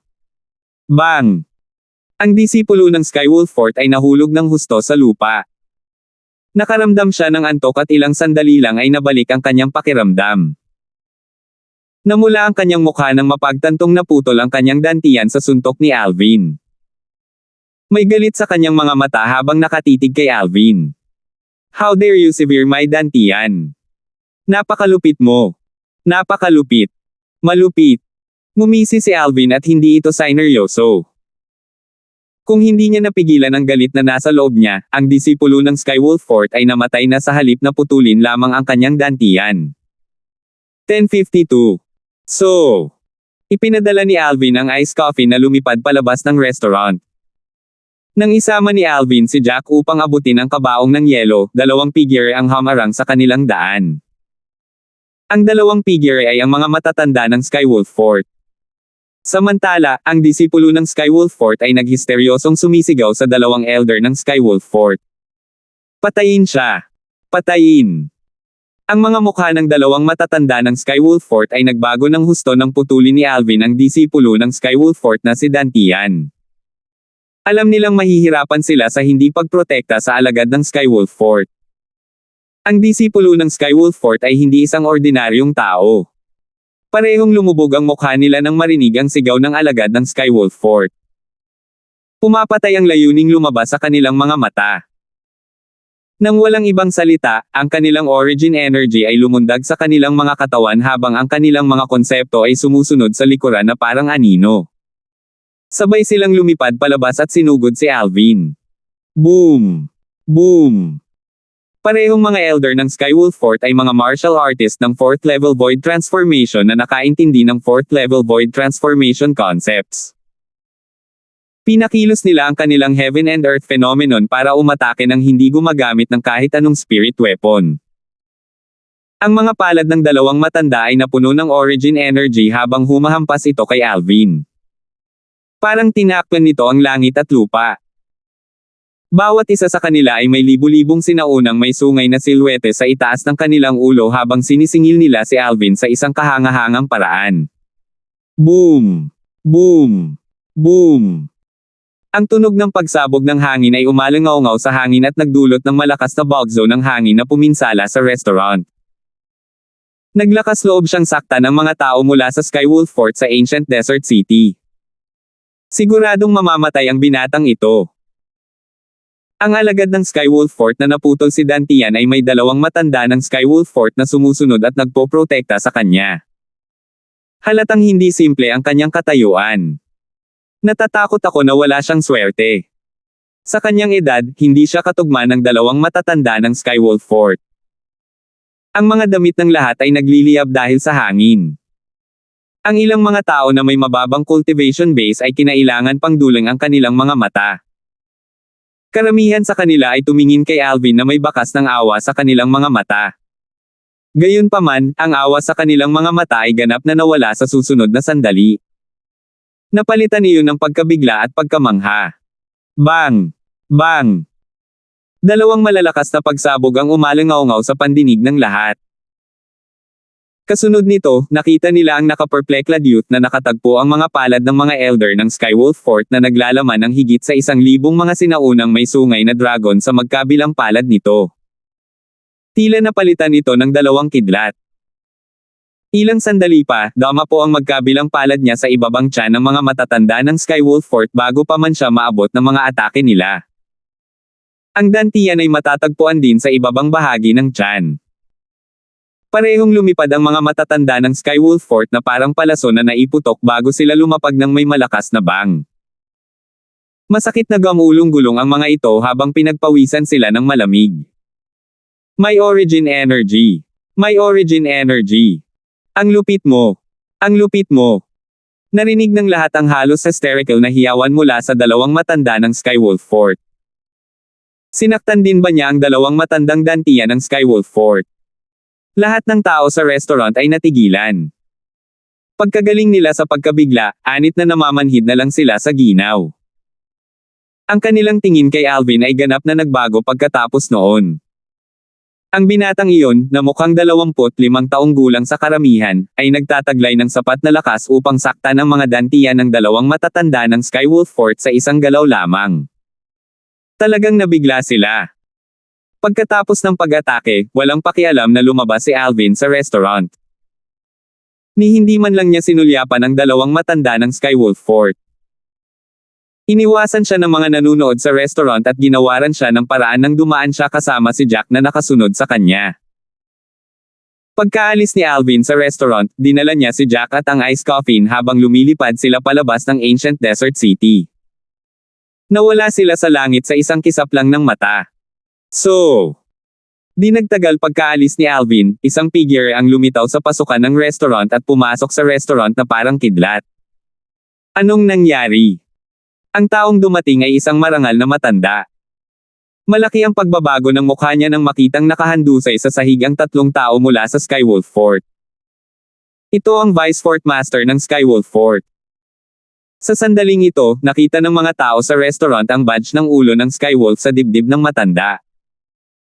Inihayag ng mga gintong mata ng Skywolf ang pagkakakilanlan ng matanda. Sa Skywolf Fort, bukod sa mailap na Fort Master, mayroon lamang 5 Vice Fort Masters na kwalipikadong magsuot ng badge na iyon. Vice Fort Master. Ang dalawang matanda ng Skywolf Fort ay nagtulungang tumayo at tumayo sa harap ng matanda.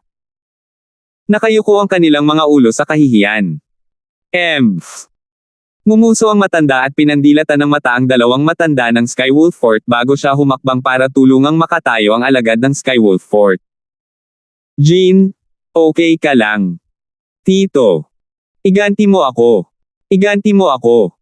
Malungkot at galit na sabi ng alagad ng Skywolf Fort. Para bang nakita niya ang kanyang lifesaver nang makita niya ang matanda. Ito ay si Vice Fort Master Lamar. Nakilala ng isang tao sa restaurant ang matanda. Vice Fort Master Lamar. Ang isa na ang status sa Skywolf Fort ay mas mababa lamang sa mailap na Fort Master. Ang isa na pinakamalakas sa 5 Skywolf Fort's Vice Fort Masters. Siya yun. Matagal ko nang nahulaan na hindi pangkaraniwan ang status ng disipulo ng Skywolf Fort dahil protektado siya ng 2 elder ng Skywolf Fort, pero hindi ko akalain na magiging pamangkin siya ni Vice Fort Master Lamar. Masyadong mapangahas ang binatang iyon. Pinutol niya talaga ang dantiyan ni Vice Fort Master Lamar. Pamangkin. Nalaman ng lahat sa restaurant ang pagkakakilanlan ng matanda at ang pagkakakilanlan ng alagad ng Skywolf Fort na naputol si dantiyan. Nagulat silang lahat. Jean, naputol ang dantiyan mo. Nang marinig ang tahimik na talakayan sa pagitan ng mga grupo ng mga tao sa restaurant, nagbago ang mukha ni Lamar. Mabilis niyang ipinadala ang origin energy sa katawan ng taong nauna sa kanya para sa isang pagsubok, at mabilis niya itong nakumpirma. Sino ang gumawa nito? Nanlamig ang mga mata ni Lamar nang damaloy ang enerhiya sa kanyang katawan. Ilang sandali pa, muling umihip ang malakas na hangin sa restaurant. Sa pagkakataong ito, ang ilang mga tao na may mababang cultivation base ay natangay pa. Hindi ko alam, sabi ng alagad ng Skywolf Fort na may malungkot na mukha habang umiiling. Gayunpaman, hindi siya lalayo. Si Lamar ay nawala sa hangin sa harap ng mga mata ng lahat nang matapos ng alagad ng Skywolf Fort ang kanyang pangungusap. Hilaga ng Ancient Desert City. Nagpatuloy si Alvin sa kanyang paglalakbay kasama ang kabaong ng yelo at si Jack. Maaari sana niyang iwan ang iced coffee na naglalaman ng Irish at bumalik sa kanya pagkatapos niyang makuha ang Royal Grade Resurrection Pill sa dakilang kayamanan ng Rebirth Martial Emperor. Gayunpaman, hindi komportable si Alvin na iwan ang kabaong ng yelo. Panatag lang ang loob niya kung makikita niya ang iced coffee. Nasa ganitong estado si Irish dahil sa kanya. Ayaw niyang magduso pa siya ng anumang pinsala. Biglang pinaikit ni Alvin ang kanyang mga mata. Napatigil siya sa paggalaw na para bang may naramdaman siya. Young Master, anong problema? Tumingin si Jack kay Alvin na may pagkalito. Sa susunod na sandali, nakuha ni Jack ang kanyang sagot bago siya masagot ni Alvin. Isang bugzo ng hangin ang umihip sa kanyang harapan nang may lumitaw na figure mula sa manipis na hangin. Matandang lalaki iyon. Ang lakas niya talaga. Naningkit ang mga mata ni Jack. Kailangang maging malakas ang matanda para makapag-materialize out of thin air. Naisip niya na ito ay lohikal dahil sila ay nasa foreign lands. Hindi niya mahuhuli ang paggalaw ng mga martial artists sa itaas ng void interpretation stage. Alvin. Ikaw. Ang matandang lalaki ay si Lamar na humabol sa kanya mula sa Ancient Desert City. Siya ang pinakamalakas sa 5 Skywolf Fort's Vice Fort Masters. Nagtanong-tanong siya sa labas ng restaurant bago niya hinabol ang pumatol sa pamangkin niyang si Dantian. Gayunpaman, hindi niya inaasahan na ang taong pumutol sa dantian ng kanyang pamangkin ay si Alvin, ang Vice Fort Master ng Skywolf Fort. Napataas ang isang kilay ni Alvin nang makita niya ang matandang nasa harapan niya. Siya lang ang Vice Fort Master ng Skywolf Fort na hindi nahuli sa kanya. Nagkita pa nga sila sa entrance dalawa sa secret treasure ng Martial Emperor. Siya ang pinakamalakas sa lahat ng 5 Skywolf Fort's Vice Fort Masters, si Lemar. Alvin, bakit mo sinaktan si Dantian ng aking pamangkin? Tahimik na tanong ni Lemar pagkatapos niyang huminga ng malalim. Kung ibang tao ang pumutol kay Dantian ng kanyang pamangkin ay agad niyang pinatay ang mga ito. Gayunpaman, ang nakatayo sa harapan niya ay si Alvin. Pamangkin mo. Saglit na natigilan si Alvin. Ibig mong sabihin ang alagad ni Skywolf Fort. Sa wakas ay naunawaan ni Alvin ang nangyayari. Nagtataka nga siya kung bakit ang isang alagad lamang ng Skywolf Fort ay protektado ng 2 matatanda ng Skywolf Fort. Nag-iisip siya na ang background ng kabilang partido ay hindi simple. Pinatunayan ng katotohanan na tama siya. Ang disipulo ng Skywolf Fort na iyon ay pamangkin ng Vice Fort Master ng Skywolf Fort na si Lemar. Dahil pamangkin mo siya, sigurado akong kilala mo siya. Sino sa tingin mo ang nagsimula ng sigalot? Mahinahong tanong ni Alvin. Natahimik si Lemar nang marinig niya iyon. Naturally, alam niyang hindi nasisiyahan ang kanyang pamangkin mula nang dumating siya sa Skywolf Fort 20 taon na ang nakararaan. Kahit ano paman, ang lakas mo ay higit pa sa kanya. Hindi siya nagbabanta sa iyo o sa mga taong nakapaligid sa iyo. Hindi mo ba naisip na nalampasan mo na ang paghihiwalay sa kanyang dantian? Tanong ni Lemar sa mahinang boses. Masyadong malayo. Malamig na kumikinang ang mga mata ni Alvin habang pinaikit niya ito. He enunciated each word proper as he said, kung may malayang magsalita tungkol sa panggigipit sa babae mo. Ano ang gagawin mo? Bahagyang nagbago ang mukha ni Lemar. Sa sandaling ito, napansin niya ang ice coffin na umaaligid sa tabi ni Alvin. Naaga ng atensyon niya ang figure sa kabaong ng yelo. Isang magandang babaeng nakasuot ng pula. Irish. Ang alagad ng Blade Sect. Bagamat hindi siya ang namamahala sa martial competition ng 10 Dynasties na hino-host ng Skywolf Fort, narinig niya ang tungkol kay Irish pagkatapos ng kompetisyon. Nakita pa niya ito sa labas ng entrance dalawa sa lihim na kayamanan ng Martial Emperor. Alam niyang malapit si Irish kay Alvin. Nahanap ka ba ng teba ng North Nether Sect? Biglang sabi ni Lemar. Parang binago niya ang topic ng walang dahilan. Salamat po at sinamahan ninyo ako, ingat lagi mga master.